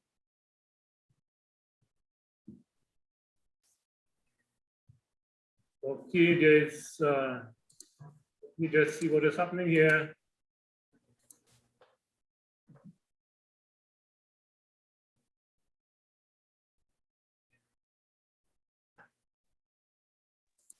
Right, I think my camera should be ready to show me now. Okay, great. Just a couple of questions, and so I'm going to ask Brother Kevin Booting to join us as well. Most of the questions that I have, though, came more for Sister Tobias, but I guess both of you can contribute to both of them at the same time. Let me start by saying, you know, most of the challenges for men's health either come through from ill health or in the younger age, injury. Obviously, we know we can mitigate injury by being more careful. Not everything we can avoid, but something we just got to be careful. I want to make mention, before I pose a question, I recall some years ago, there was a man on the national scene in Trinidad. I am not good with names, I don't want to call him wrong names, but I think his surname may have been Daniel. He worked at the NFM, and he was injured on the job, and unfortunately, he was paralyzed for the rest of his life, and he remained I see you shaking your head, Sister Tobias. You might be familiar with that person, with that name, or that scenario. But it became a national issue, and because he was injured, he was in a wheelchair, and then there was not much that the country would have been capable of dealing with for him, for his life. The streets and the roads and the pavements and the transportation and all of these things were problems. So we know already immediately that some of our injury, physical injury that is life-changing, sometimes it may not be avoidable because it's an accident that we could not have anticipated, didn't get away from. But what are some of the things that we can do in relation to what was presented to us this evening that can help us prevent challenges later on in life, be they physical or health related? Okay, so you know, I talked about a lot of the things in relation to, as you said, to younger men, and a lot of those are if it is injury, if it's sport injury and so on, those are the things that Brother Burton spoke about, and some of those things are avoidable if you are careful in how you do your exercise or how you engage in your sports. Sometimes, you know, in the enthusiasm, because I can tell you, I have three, well, I don't want to say young men, they are all adults now, and they love football. They love football and, you know, all other kinds of sports. And I thank God that I never had to deal with a fracture. My husband is also a nurse. Thank God we never had to deal with any broken bones. But I remember one time my oldest son, he came home and his ankle was out of place. It was so scary. I wanted to know how he got from Savannah to home with that injury. Of course, we had to carry him to the hospital and so on, and you know, they were able to adjust it and so on. He wasn't even in a cast, right?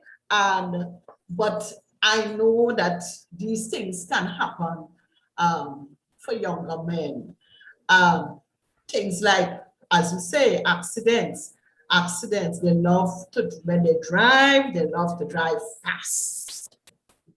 Yes, so, you know, accidents can happen, and those things are avoidable. Those things are avoidable. And granted that sometimes you may get in an accident and it may be somebody else who has caused the accident. And I have seen my husband as well. We have worked in Port of Spain General Hospital for years and years and years. And we have seen many persons on the orthopedic ward with, you know, the sad ones are when they have back injuries. And sometimes that's it for them. They become paralyzed for the rest of their life, you know. So those kinds of injuries, and the only thing that can mitigate against those things is if they learn to be careful on the road, avoid, you know, defensive driving and that kind of thing. When it comes to the injuries, like what can happen in the workplace, well, I know now there are a lot of things that have been put in place in relation to occupational health and safety regulations and so on that are supposed to mitigate against those things, but we know those things can still happen. But again, being careful, right, are things that can help. But if the injury does take place, then it means then that they would have to try to access things like physiotherapy and, you know, those kinds of things. Okay. Can Wonderful help. indeed. Wow. So I'm going to ask everyone to join in here. You know, so you spoke of the health and one or two of the injuries. But Kevin, based on your profession as well as a safety officer, if I may put it that well, your profession definitely involves safety a whole lot. Can you briefly then share with young men, older men, old men, how are some of the means and ways that an individual may take care of their health to mitigate injury, physical injury, as much as possible? Some things that we take for granted, it comes every day to you. Share with us as quickly as you can how to mitigate those injuries. All right, so I'll just use my personal experience first, right? So one of the things that I would have had growing up is that desire to always have abs, right? So I would just do all these abs and just keep going at it right through constantly. And I could do 100, reach up to 1,000, just pumping out, because at the end of the day, you just want that look. However, when I'm working my front, which is my abs, am I working my back? God created us and he designed everything with balance. That's why he created male and then created female. He created you with abs, but you also created with muscles in your back. If we focus on one thing, then we're always going to have that imbalance. So first and foremost, what we need to understand is what are our needs. If it is that I am always working in the office, then it means that my hips are always bent, which means that my abs are all constantly working, which means my back is constantly being pulled or stretched. So while I have this L position here in my abs, this here is being concentrated, or we have the concentric contraction. This here is being elongated, which is my back. This is being stretched constantly. So I need to focus on my back. But a lot of people, because of course what society will show and everything else, is just about, hey, you need to look this particular way, but that is not your specific need. First and foremost, you need to identify, which is once again what physical fitness definition is to allow you to be able to carry out the things that you do on a daily basis more efficiently. So that is the basis for us to get rid of injuries. So in my instance, because my abs were so tight, that caused me problems later on. So in order to deal with that, I must first understand what do I want to do, where I want to be in life, and how I want to get there. Then we will start to deal with how to target each particular individual based upon their needs. Okay, thanks much. I think you speak to every man there. You know, we like to work the abdomen, but drink a punch to strengthen me back. It's a normal Caribbean thing I would want to believe. Now, my next question, and I'll have to shorten our questions, if not probably make this one the last one. Oh, no, I'll have to do two questions. You know, just the preface to the question is that long ago, the strength of the king was how many sons he had. So you had to, you know, to work your field, you had your land. So you need many sons. And like Father Abraham, he had many sons. And we sing it, but today our families have shrunken.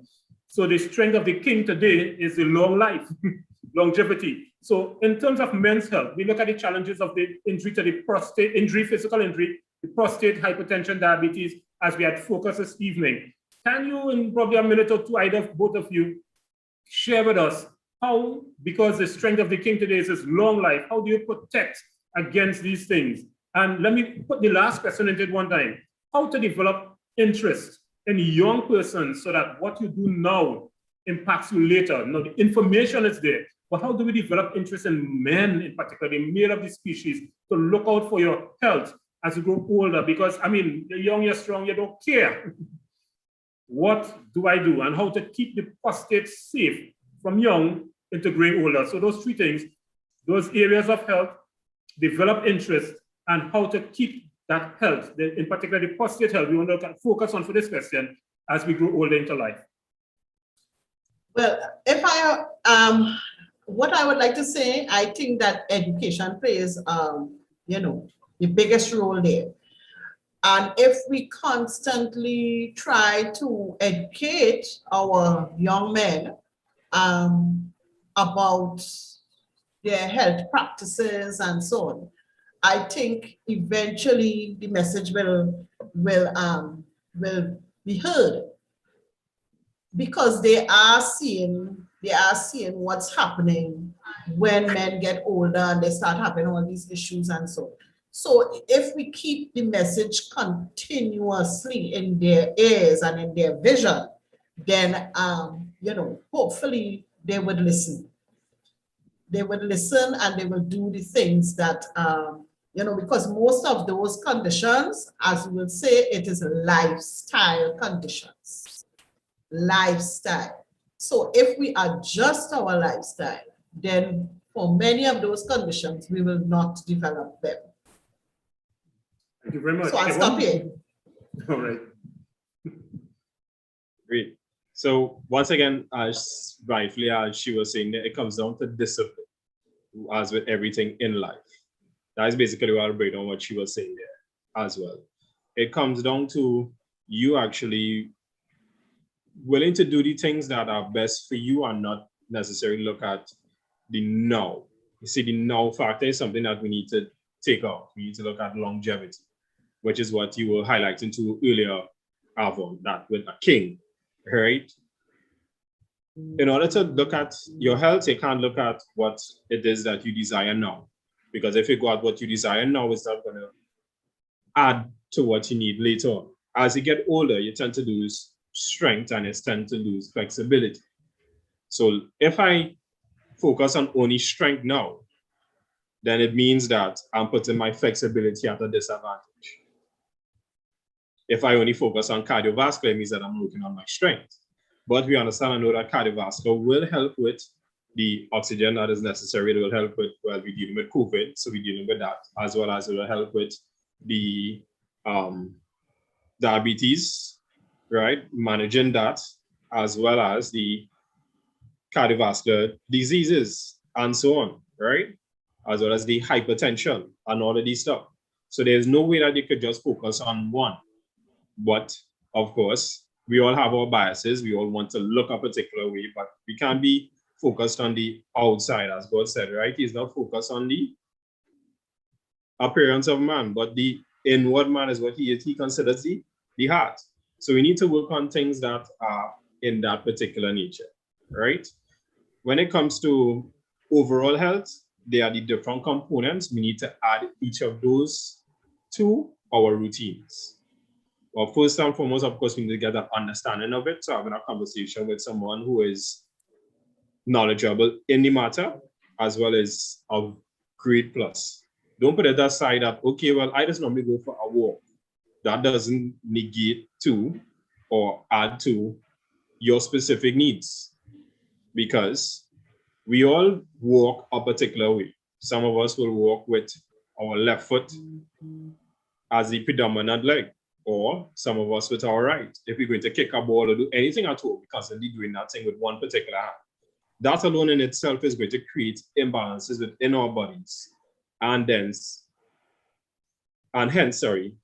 injuries later on, because we are constantly doing things with one side. So this arm alone moving, this arm going to get strong, but the day that this is damaged, what I'm going to do with the left? I'm going to struggle with my daily activities for life. So once again, as with our spiritual growth, as with our health, so it is with our bodies. So it is with education, which is why you have general eds and these sort of stuff, because you need to have a wider understanding of society as it is as a whole. You can't go to a woman and speak about things from a man's perspective. At some point in time, you need to go with a woman's perspective in order for her to understand what a man's perspective is. So if you need to, and in order for you to see about your health, you need to add everything. What it is, you like football will give you fast sprints. You need to add in some strength, because you're going to need that at some point in time. You're going to need to lift something in. You're going to need to lift your child, your mother, whoever it may be, for whatever reason. Life is dynamic and you need to train for it. Nice? Even when it comes to your mental health and all of that stuff as well. That's very beautiful. Kevin, thank you very much. Unfortunately, we're going to come to an end here and come to a close. And I did say that this AY program, my intention is to ensure that we don't just share information. We want to share avenues of help as well. So I know, and one of the great areas of interest that other persons, when I did ask my questions before, when you look at the strength of the king, what we want to look at is mental health for men. And unfortunately, we couldn't have dealt with that today. So as we AY Society sum up what we do for this month of July, we looked at health, and we, in particular, in men's health, but not just men's health, but I would summarize it men's health.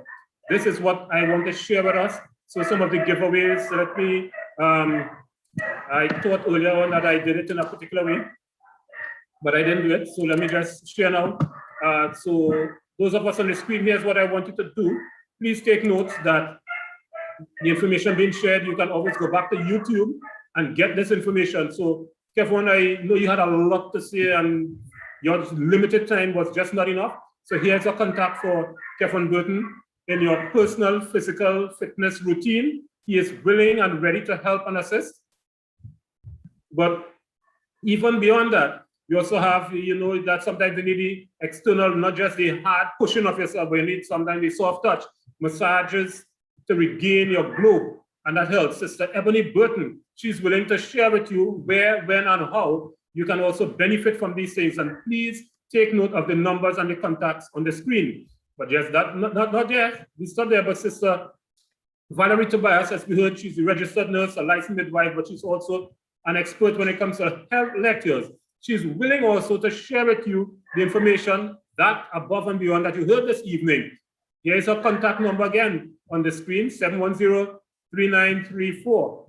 And we also have now, as Sister Tobias shared with us, sometimes you need to check the doctor. I spoke with Dr. Larry Griffith, and he is ready and willing to accommodate you in your calls and give you the professional advice and or services as they need be. Now, obviously, these are just the contacts that we're giving you. They will share with you. I had also contacted a health professional in relation to mental health, but we would get that information subsequently. So remember, men, you need to check, you get the information, but you also need to do the particular checks.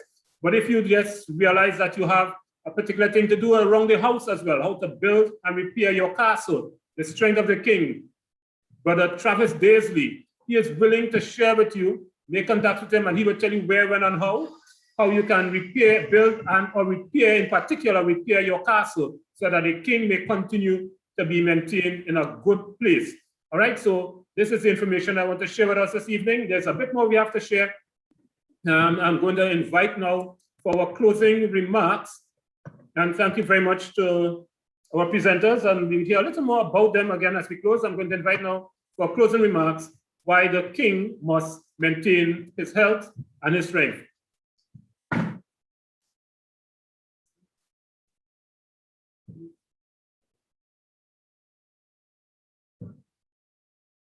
Good afternoon or good evening, everyone. So why must the king maintain his health? Why is it important for men to stay healthy? Well, men, it's important for you to stay healthy because your wives expect you to be healthy. We don't want to be widows from very young.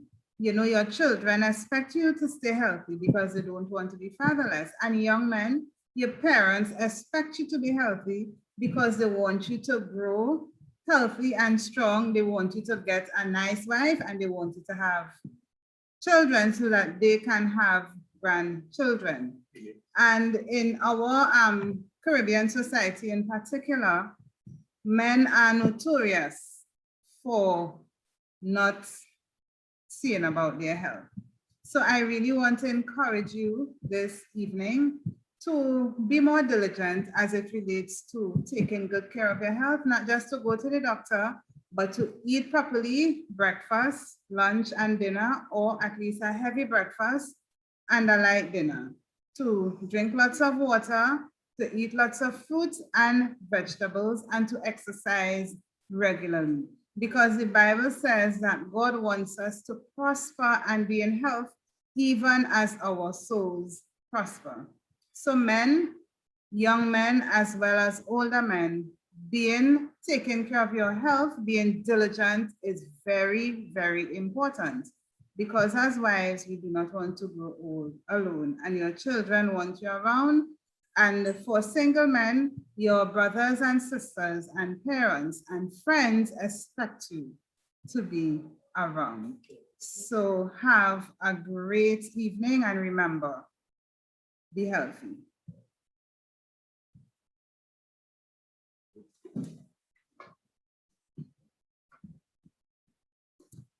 Thank you very much. That's my beautiful wife as she shares why she wants us men, kings of the castle, to be healthy. Good information. So if the doctor didn't convince you, or the physical fitness or the educator didn't convince you, just let those who love you convince you to maintain your health. And so as we summarize this evening, just before our prayer that will be done by Brother Charles Stowe, let me just go back to that item that I want us to take note of. So even before the prayer, I'm going to say thank you very much to Charles for coming in to pray with us. Then the ASI missionaries, so let me do this all differently now. Right. Right, so here we go. Charles, so he will be doing our prayer with us. The ASI missionaries for the song service and support in many areas. Sister Soraya Nichols would have done our podcast. Sister Luan Modest for music, but the Genasi cupping, we would have used your music, but we ran out of time. We just forego that item for this evening, but thanks all the same for sharing your ministry with us. My wife who just spoke, Dr. Lovin Jacobs Brown, Brother Kevin Burton, physical fitness, Sister Valerie Tobias, a health professional, the AV team for your sharing with us what you did, the AY team for your support, all the participants who were involved this evening, and definitely thanks to the Father, to the Son, and to the Holy Ghost.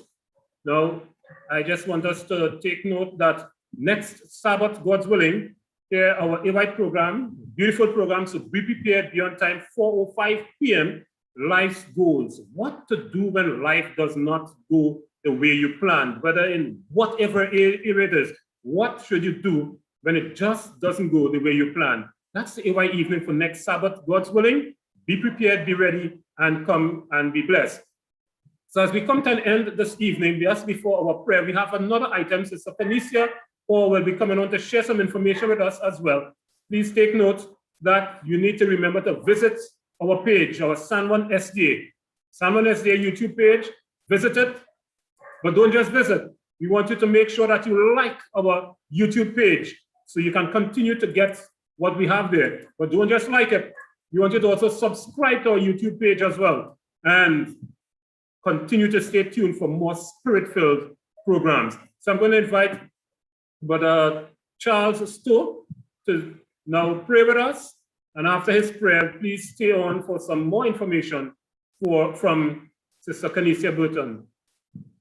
I'm not seeing Charles here with us at the moment, so I'm going to hand over directly to Sister Canisia, or did I say Canisia Burton? Sorry if that is what I said. I think that's what rings in my ear. So Sister Canisia or will now share with us, or Charles is here. So let's have Charles doing the prayer. So just call for me, please, Sister Canisia and Charles. Go ahead with the prayer. Sister Canisia, you take over thereafter. All right, let's pray. Heavenly Father, as we come to a close, we thank you for the lovely information that we got today.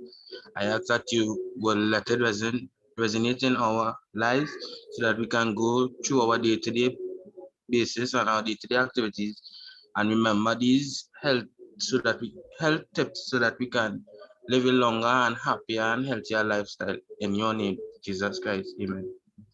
Amen. Good afternoon, everyone. Good evening, rather. And these are the announcements for Sabbath, the 31st of July, 2021. So from our departments, you are reminded to be a part of our weekly Sabbath school programs. It starts at 9:30 a.m. on our church's YouTube channel. And also look out for next week's AY program. Our AY program starts at 4 p.m. on our YouTube channel, as Brother Avon mentioned, Life Goals.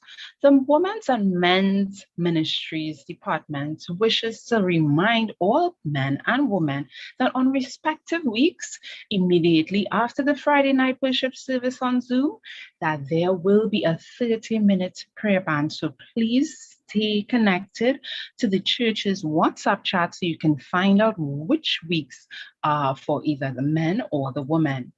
The Women's Ministries Department holds very dear to the character development of our women.